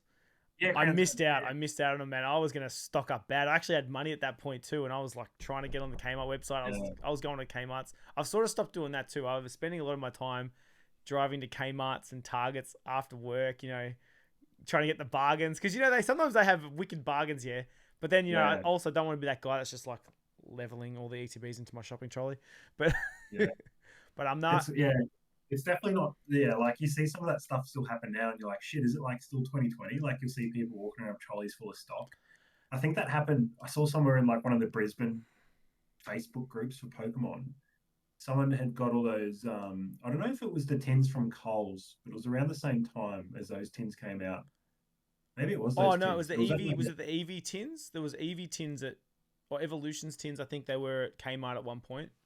I don't know. It was really recent, and they had a whole trolley. Yeah, I think it was the ones because they had a pack of Evolving Skies, but it worked out to be the same price as 1 pack of Evolving Skies. So you got the Evolving Skies, the promo, and 2 packs for free. I think it's how it worked out. Some of those tins are like that though. That was when the tins started selling Cosmic Eclipse in them. I got a few of those. Yeah, the tins were $22, and the pack of Cosmic Eclipse is $20, isn't it, or 25? Yeah, I opened it. I opened the Lost Origin that I got in those because I wanted to pull a Giratina. Yeah. So I kept the Cosmetic Eclipse to the side. I've still got them somewhere. Yeah, good. But I opened the Lost Origin because I was like, I need to get this Giratina.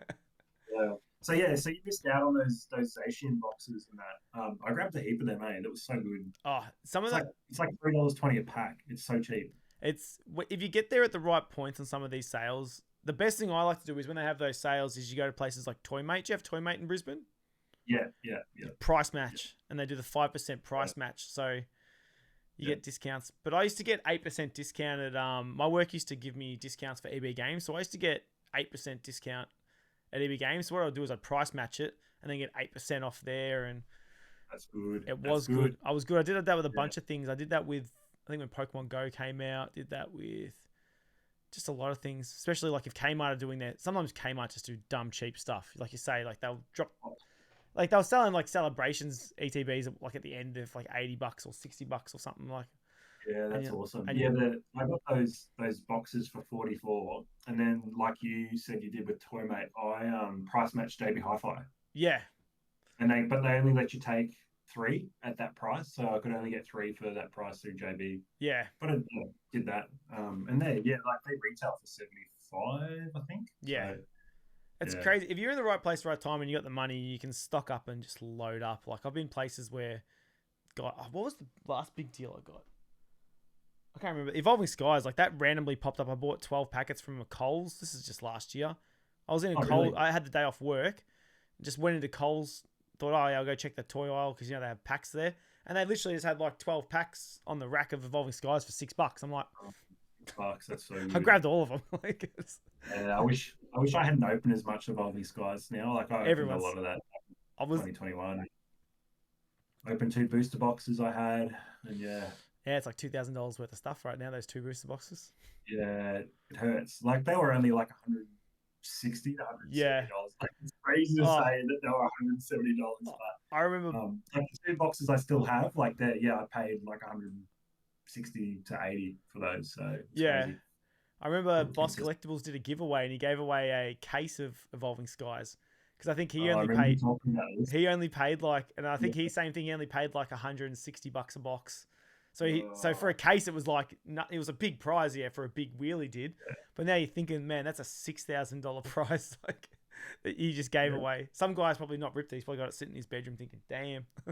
Yeah, fuck yeah, I'd be doing that too. I would have put that away. But I actually tried to. So do you remember when they were doing the reprint from Revolving Skies and we were supposed to get booster boxes in Australia? It never happened though, eh? Yeah, it never happened. So I had like pre-ordered one with the local store up here, and then it just all went to shit.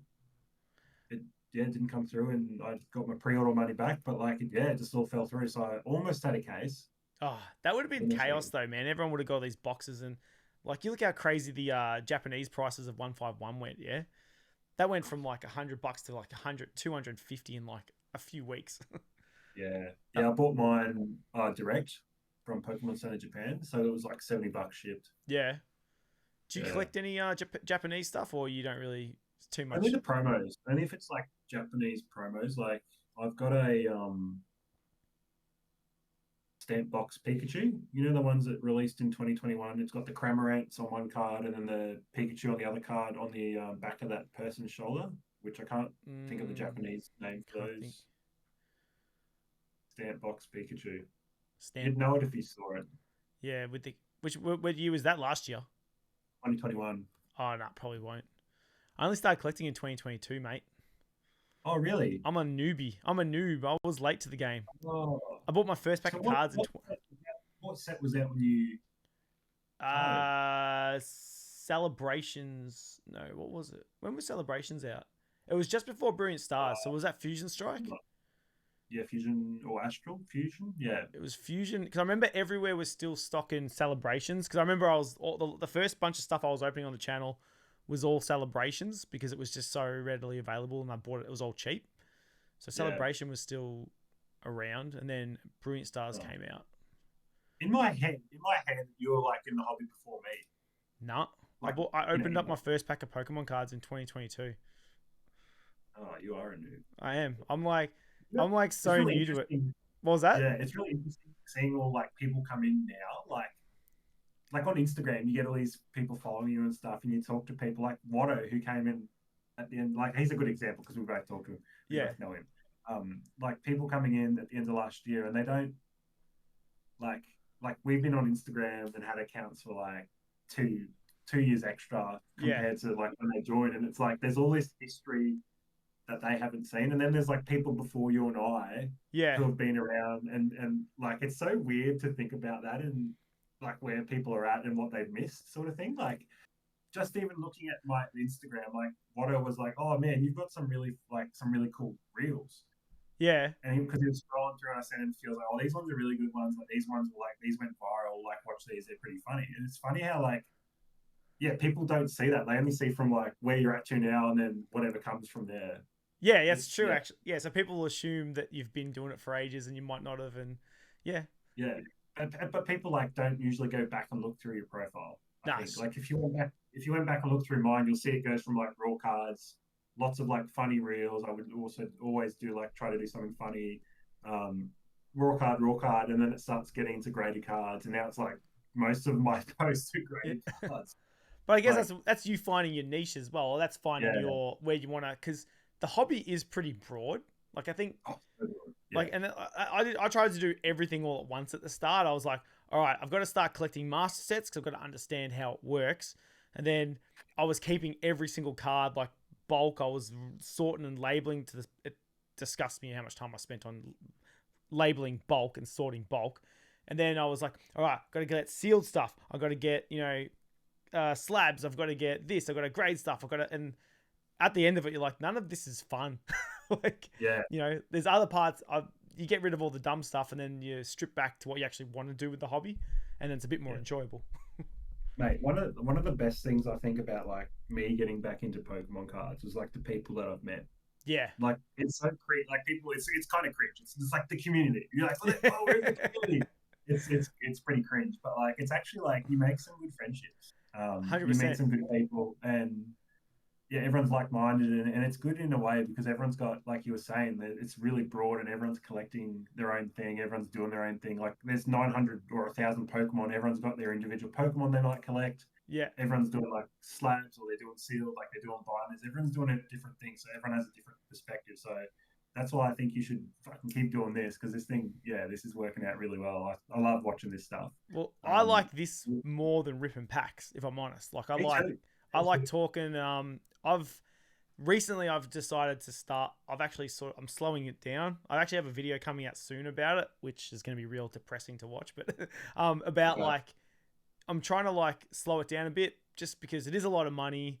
Kind of what you said before. Like I don't necessarily value it the same as someone else would sometimes, and I'm like, like I still want to be a part of it. I love, like you say, the community is the best. Like I've made more friends in the last 2 years from Pokemon than I have in the last 15, 20 years of my life. You know what I mean? Like it's good to find people from all these different, like you and me, we're in different states right now.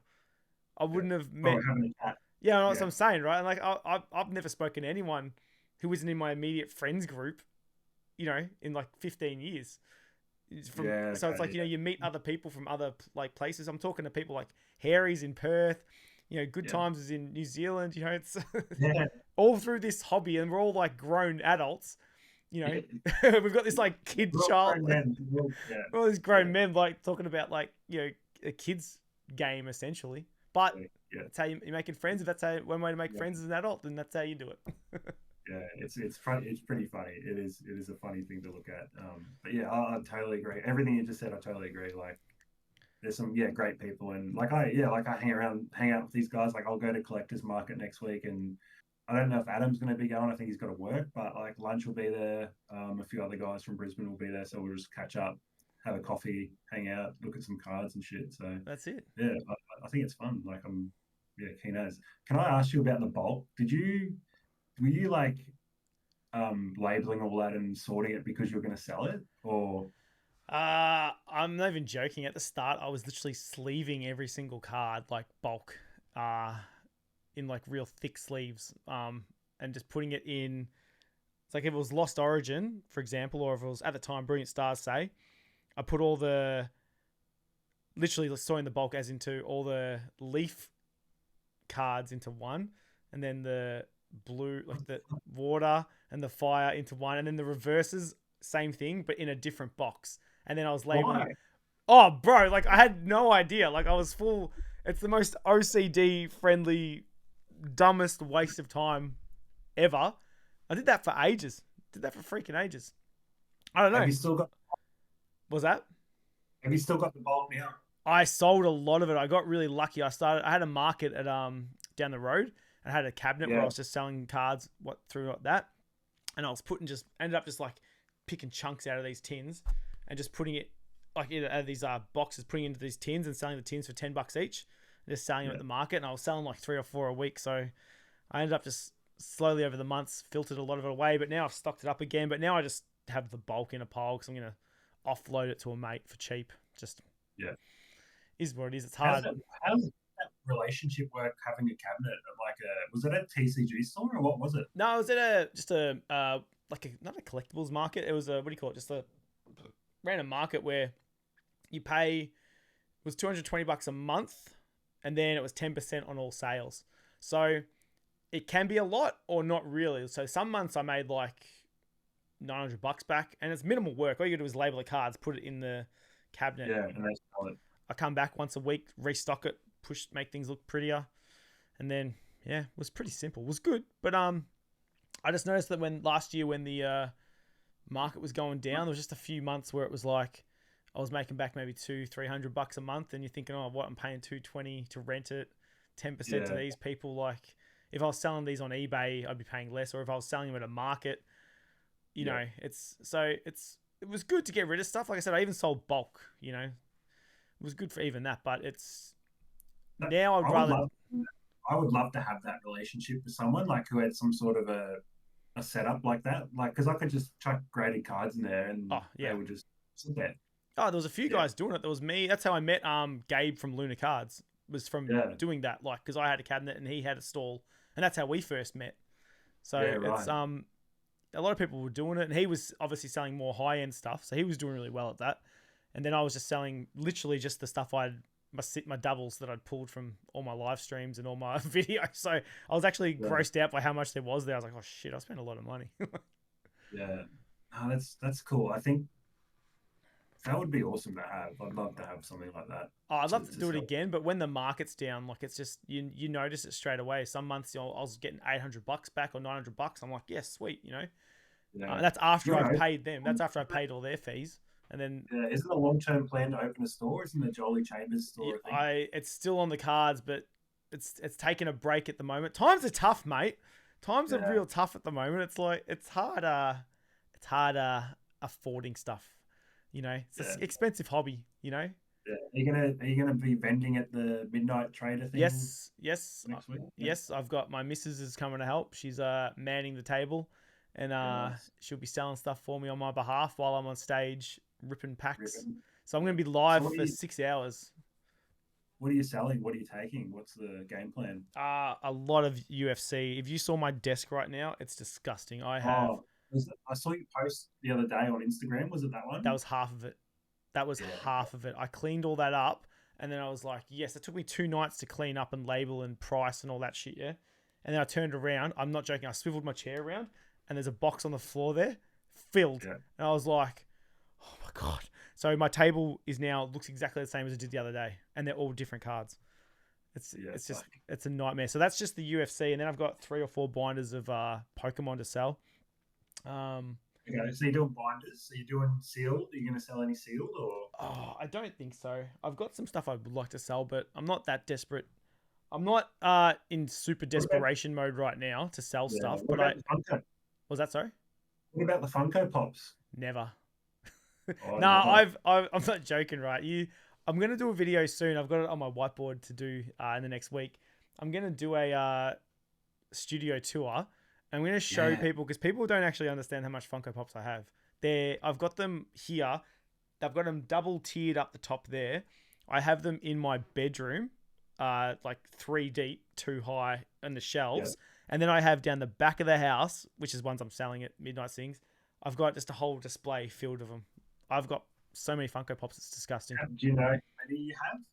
Oh, easily over maybe 200, 300. There's a lot. Oh, Which okay. is a lot. That's nothing.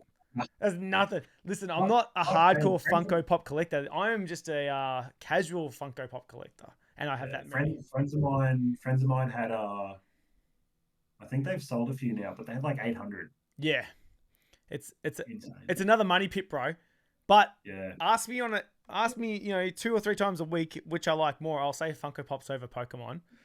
I love them, but they're just big and they're a pain in the ass, and they're like they get damaged, and then you gotta care about the box, and then it's a different hobby. so It's another money pit.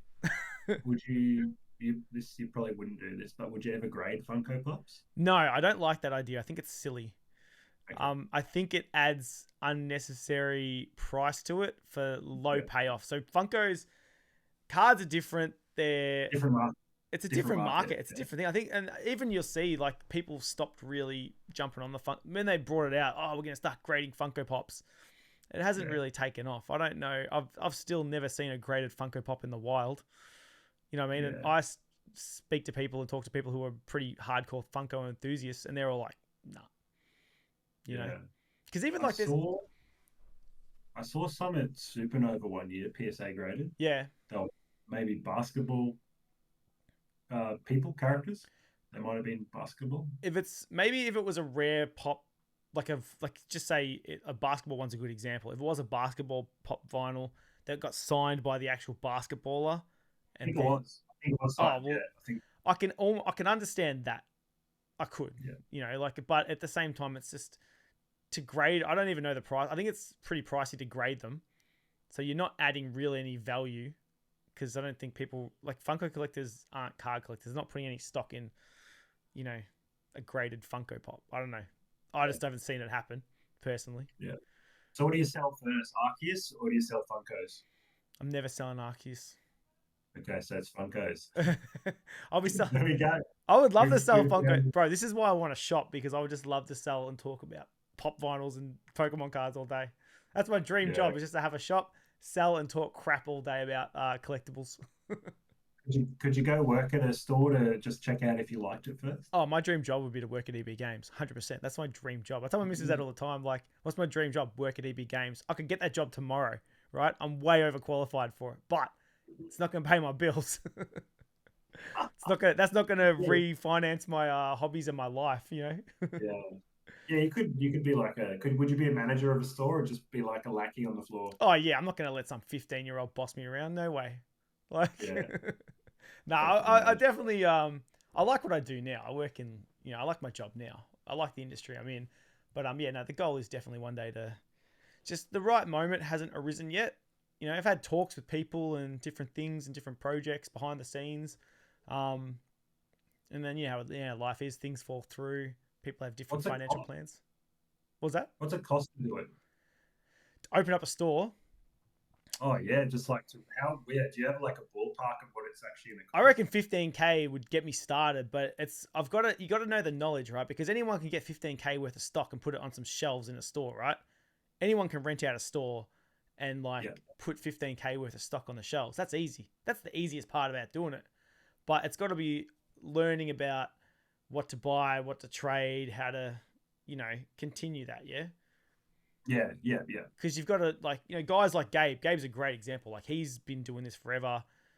He's the exact kind of person who should have a store because he knows everything about Pokemon. He knows every set, knows prices, knows trade values, knows what's reasonable to pay and to sell and to not screw yourself over. Because a lot of guys, they're not good at selling stuff either. Like, I've met guys like that, and some stores are good for that because they'll trade you what you think they should trade you for. Other stores are like, oh, we only do like 70%, and then they undervalue the card anyway so that they get more than the 70% anyway. You know what I mean? Yeah. So you got to know what you're doing. You can't. It's not just. It's a whole different game. And then I want to get into sports cards and selling that too. You can't just go, I'm gonna sell a Funko Pop and Pokemon store. You got to get into like other things, like things you don't even care about, like One Piece and Yu-Gi-Oh and Dragon Ball and Yeah, so you got to diversify it so you can kind of and I hate Dragon Ball, so I don't even want to do that. But that's like, if you're gonna start a card store, you've got to like broaden it all. Yeah. You hate the TV show or the TCG? Everything about it. Fight me in the comments, people. Dragon Ball is like Yeah, shit. Listen, That's a big call, eh? How long have we been recording for? Where are we at? listen. We're at an hour and 44 minutes and 44 seconds. Hour 44, and Jolly drops the fucking I hate Dragon Ball Z. See this card? I don't even know who that is. I haven't even looked at it. I've never cared, right? I use this as a coaster. This is my coaster. It's just Goku? I can't even tell. Is it a Goku? I don't know. I can't tell. It's too Go-Getter? It's a Go-Getter. Yeah. Whatever a Go-Getter is. But a Go-Getter, that's my what I put my drinks on. That's how much I don't care about Dragon Ball at all. Fight me in the comments, people. Yeah, shit, Go-Getter. That's funny. Yeah. I love that show growing up as a kid. Dragon Ball Z, man, that was a vibe. I never watched it, eh? Never. What were you doing? What was I doing? You want to hear a funny story? I was ripping on Pokemon my whole life. I thought Pokemon was the dumbest shit ever. Because my brother, he's big into Pokemon, loves it, right? He's loved it since day one. Like, he was balls deep in it, if you will. And then I just hated it forever. I thought it was the dumbest thing ever. And then did you collect it as a kid? Never. I hated it. Did your brother? He loved it. Yeah, he had all the cards. Does he still collect now? He's into the games now, like the Switch games. Yeah. But he probably, I actually don't know. He probably hasn't bought a pack of cards in probably like 15, 20 years either.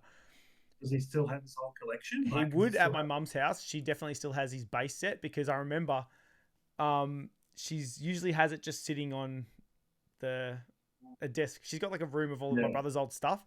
So not cleaned up. It's just, and he's just got like loose cards, not in sleeves, base set just sitting there. Yeah. Like I know he does, awesome. but I haven't been over there to steal them yet. I wish I still had I've still got my hollows that I had as a kid. Yeah. And that's it. Like I've got 9 hollows from my childhood still. And the rest, like we must have given away or something when I was a kid. But I had not complete sets, but I had like base set. I collected base, jungle, fossil, rocket. Like that's where I was into the TCG. And then I stopped and I kept going. And while I was playing the games, so played the games up until Fire Red, Leaf Green. Yeah.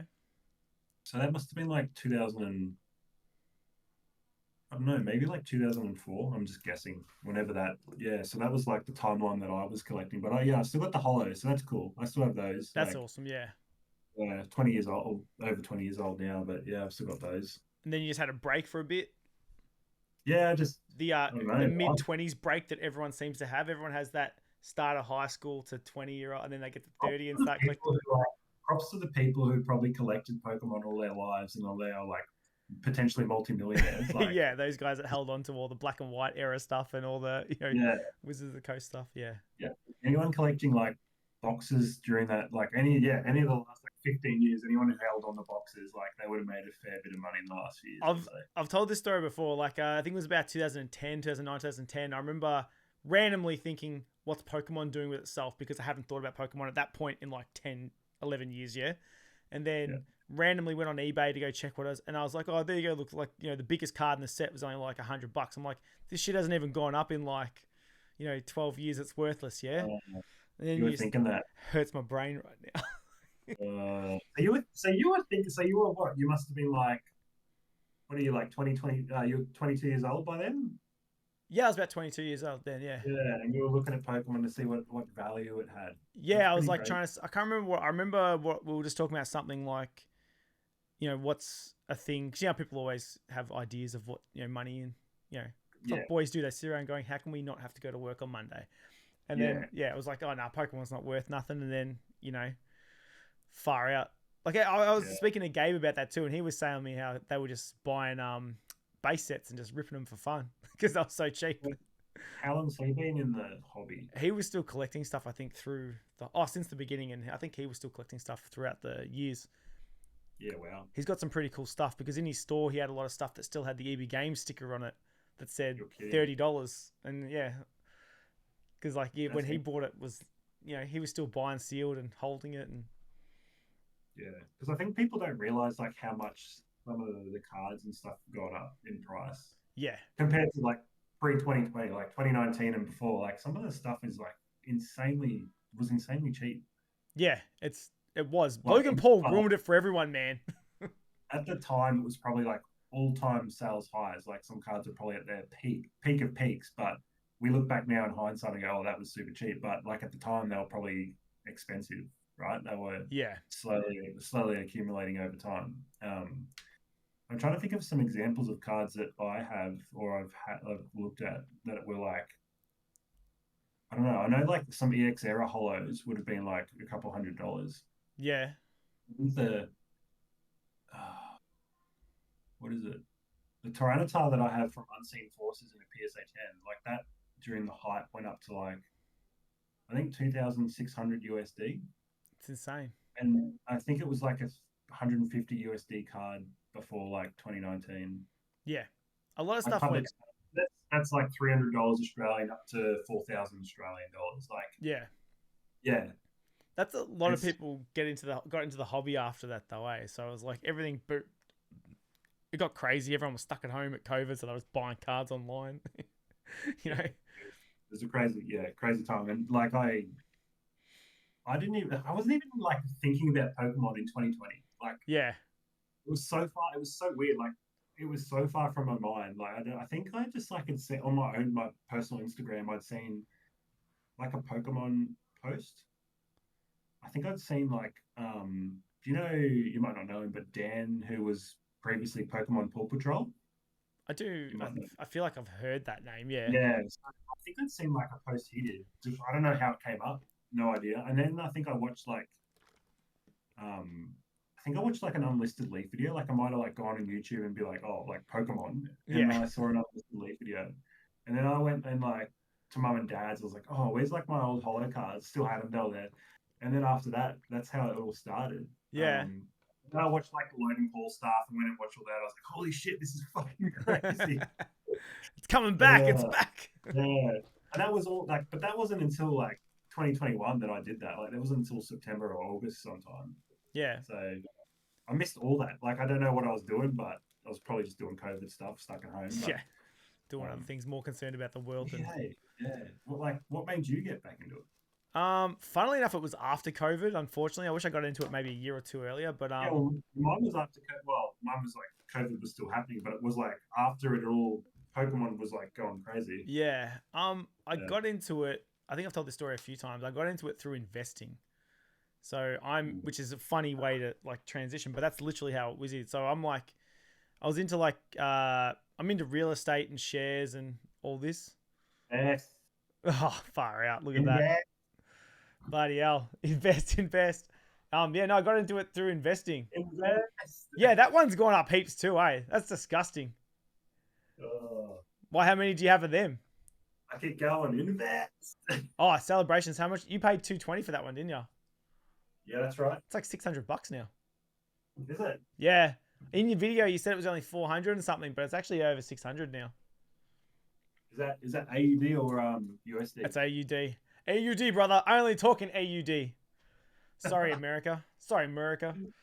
But yeah, no, I got into it through like investors, because a lot of these big dog investors were investing in houses and stuff and shares and all crypto and stuff. Because I was doing that. I was doing shares, crypto, and housing. And then I thought you need something more fun, because all these other things can be kind of not fun. Shares aren't fun. Crypto's not fun. Did they push you down that path? These guys, I'm not joking. 100%. Did they push you that way, or was it you that pushed you that way? Nah, like not someone pushed me that way. Like I was already investing in all these other things, yeah. And then Pokemon came up like 2 or 3 times from these big people that I respect highly, proper investors, like proper multi-millionaire people, yeah. Like on these high tier levels of like, I'll never reach that. And they're mentioning Pokemon cards, and I'm like, what the fuck? And then I looked into it, and then same thing, went down the path of looking into it just as a, you know, what else? Like me and my missus were building a house at the time. I was like, fuck it, in my spare time, let's look at this shit. I started collecting video games. It was actually what I was doing just before Pokemon. And then I really thought I was going to go down that route, and I just didn't. And then, yeah, just looked into it, like, you know, same thing. Looked into it, Pokemon. Oh, wait, how much is this? This Pokemon thing was at $2,000. How much was it when it came out? $150. I'm like, 5 years ago, what the hell? You know, I was like, that's better than all shares. That's better than housing. That's better than housing prices, yeah? So I was like, there's got to be more to it. And then same thing, I went online, looked up, what was it, Unlisted Leaf? Not on purpose. Yeah. Like, he was one of the first things that came up. It was like him and Adam P. were like one of the first things I saw. And then Gogi, I think it was as well. And then, yeah, same thing. Then I was watching like Rev and the big dogs, and I was thinking, I could do this. But I did actually just go out and buy 5 Celebrations ETBs, because Celebrations, like I said, was still doing stuff. And I thought these will be worth something because they're 25 years. They'll be worth something in X amount of time. And then that was literally going to be it. I was just going to buy stuff and then wasn't going to rip nothing. And then, fuck, here we are, you know? Yeah, so the investor turned into a gambler, basically. It was, but it was also the YouTube. It seemed like a good idea to start a YouTube channel, because I've wanted to start a YouTube channel for like ever now. And it was kind of like a good in. It was like, well, I reckon you should do this stuff. I want to do more talking and more. Yeah. I've got plans. Like, I've definitely got some big plans for later in the year. Yeah. But I do. Friday night, like, hey guys, I'm going to do a live. Who wants to jump on and just talk? Yeah. And you could sit there for hours. I've thought about doing it. I've got another idea, which I kind of don't want to say. I'll tell you offline. But because I've got another idea, which I don't want to say out loud because it's a good idea. Okay. You could also do like something where you have like a call-in show. Yeah, it's kind of what I'm. You'd be talking. It's kind of. You'd be what? It's kind of, yeah. Oh shit! It's kind of like I've got a thing. Yeah, I've got a thing. I'll explain it to you offline, bro. That was my idea. Oh, that's all good. Yeah. Everyone watching at home, we did not just talk about that before this. Nah, it's all good. It's all good. Nah, I'm for it. I've thought about a bunch of these things because at the same time, I like talking more than I like ripping packs. You know, I like hearing like people's stories and like what they do and how they got into it. You know. Yeah. Yeah. I haven't even asked you about your YouTube channel, have I? I just realized. At the start, like 2 hours ago, we were talking about YouTube. The YouTube thing's like. I was originally just like, so the YouTube was really like ad hoc. It was just like, okay, I'm going to like record my PSA return. So I've got like a log of it. Yeah. I've got a log somewhere. And then like this year I was like, oh, maybe I should just like try doing YouTube for a bit, try to do a video every week, and just make it consistent. Like try to do a consistent video and just talk about stuff. Like don't rip stuff. That's not what I'm into. I'm not into ripping shit. It's too expensive. So just like talk about what I know and then just see what happens. Yeah. And I know every single podcast interview that you've had so far, you've talked about consistency. Someone's always talked about it. But yeah, like I think just trying to be consistent. And if I can just do it for like a couple of months, like I missed the other week, but I had done like 8 weeks straight before that, which was really cool. Yeah. And just like do it every week if I can. I haven't recorded anything for next week, but just try to do it, for a bit and just see how I go. And it was more so like to do it, at the start to record returns and stuff. And I don't think I'll make it anything too serious. Like it's not, the end goal isn't to like make it into a, like a monetized YouTube or anything. It's just to have a bit of fun and like maybe grow, I guess more so grow the brand of what I have. Yeah. Out of just Instagram. So. Well, I like what you're doing because you're doing a more analytical approach. Like you say, it's not just ripping packs, because I think there's enough content on YouTube now of people ripping packs, that's out there. So it's good to have someone like talking about the other side, which people like to know about, which is the investing side, the grading. They do. Love it. I love it. Dude, I loved watching your the alt art episode, and you were saying all the prices and this and shifting. I'm like, this is good because I'm not going to research this, I like to say I'm gonna, but I never do. But so it's good to like. I'm waiting for the USD AUD video. I'm waiting for the reaction video. It's on my wall. It's on my whiteboard. Yeah, I know. It was pretty funny. But you'll cop that forever. You'll probably cop that forever. You should probably do that yourself and make sure AUD in big letters on your start of your video. Yeah, start of the video. AUD all plus. Yeah, this is like just fuck with them all. Yeah. All right. I've got another one question for you. The CCB meme. That's become a thing now. Cuck chair, bro. I was like, what? The what? The knowledge chair, I call it. The knowledge chair. The knowledge chair. I love it. Yeah. Because Watto's been dropping it in I know. and like every time it's mentioned something about PSA or something, he'll just be like, "Oh, Brodie, this," and then I'll Yeah. pop up on the screen. Yeah, I think it's Adzi fucking. put it in one of his videos too. I'm glad that it's kind of spreading. Like it's kind of I, becoming. I like that. My missus just said to me, she said to me, I think was it because Watto's videos. So I said, "Oh, you got to watch this," because he sent some cards to PSA, and one of those cards I was going to buy. So I was like, "Watch this with me while we're cooking dinner." And then she's like, "Oh, he really likes using that photo of you." And I'm like, "Oh, that photo, that's a meme on Instagram now. Like that is a Yeah. big, It's yeah, become a thing now. It's like spread now, yeah, and that was just like a funny thing that I didn't think was gonna like be anything, and now it's like it's just blown up. I'm like, wow, that's brilliant. I love it. I think yeah, even Watto's got it. I think Watto or Adzi's got it in there for the little emojis. yeah. Watto's got it. Yeah, Watto's got it. The emojis on his channel. Far out. So I joined one of his premieres the other week, and when I joined, I was like, "Hey," and then everyone just like started Brody's. chomping. Like, That's brilliant. it was funny as. It was funny as. Oh, you have to make t-shirts now. Yeah. Uh, that's not a bad idea. All right. That'd be fun. Well, if there's anything else? Do you want to give your channel, your Instagram, and your YouTube a plug? Yeah, of course. Brodie Plays on YouTube and Brodie Plays Pokemon on Instagram. And yeah, just thanks everyone for tuning in. I know time's probably the most valuable thing we have in life. So thanks for spending I think we're over 2 hours now. Just over Jolly. two, So thanks yeah. for spending, if you watched all the way to the end, or if you went 15, 20, half an hour in, thanks for watching the video. Yeah. Well, thank you. Thanks so much for your insights. It was a very educational video. You're very Yeah. smart, bro. You're a very smart bloke, bro. You know a lot about the scene, the hobby, and grading and everything. So thank you very much. Thanks, Jolly. Do you have a trendy sign off? Because I haven't got one. Oh no, I'm just saying I'll catch you all later. Catch you all in the next one.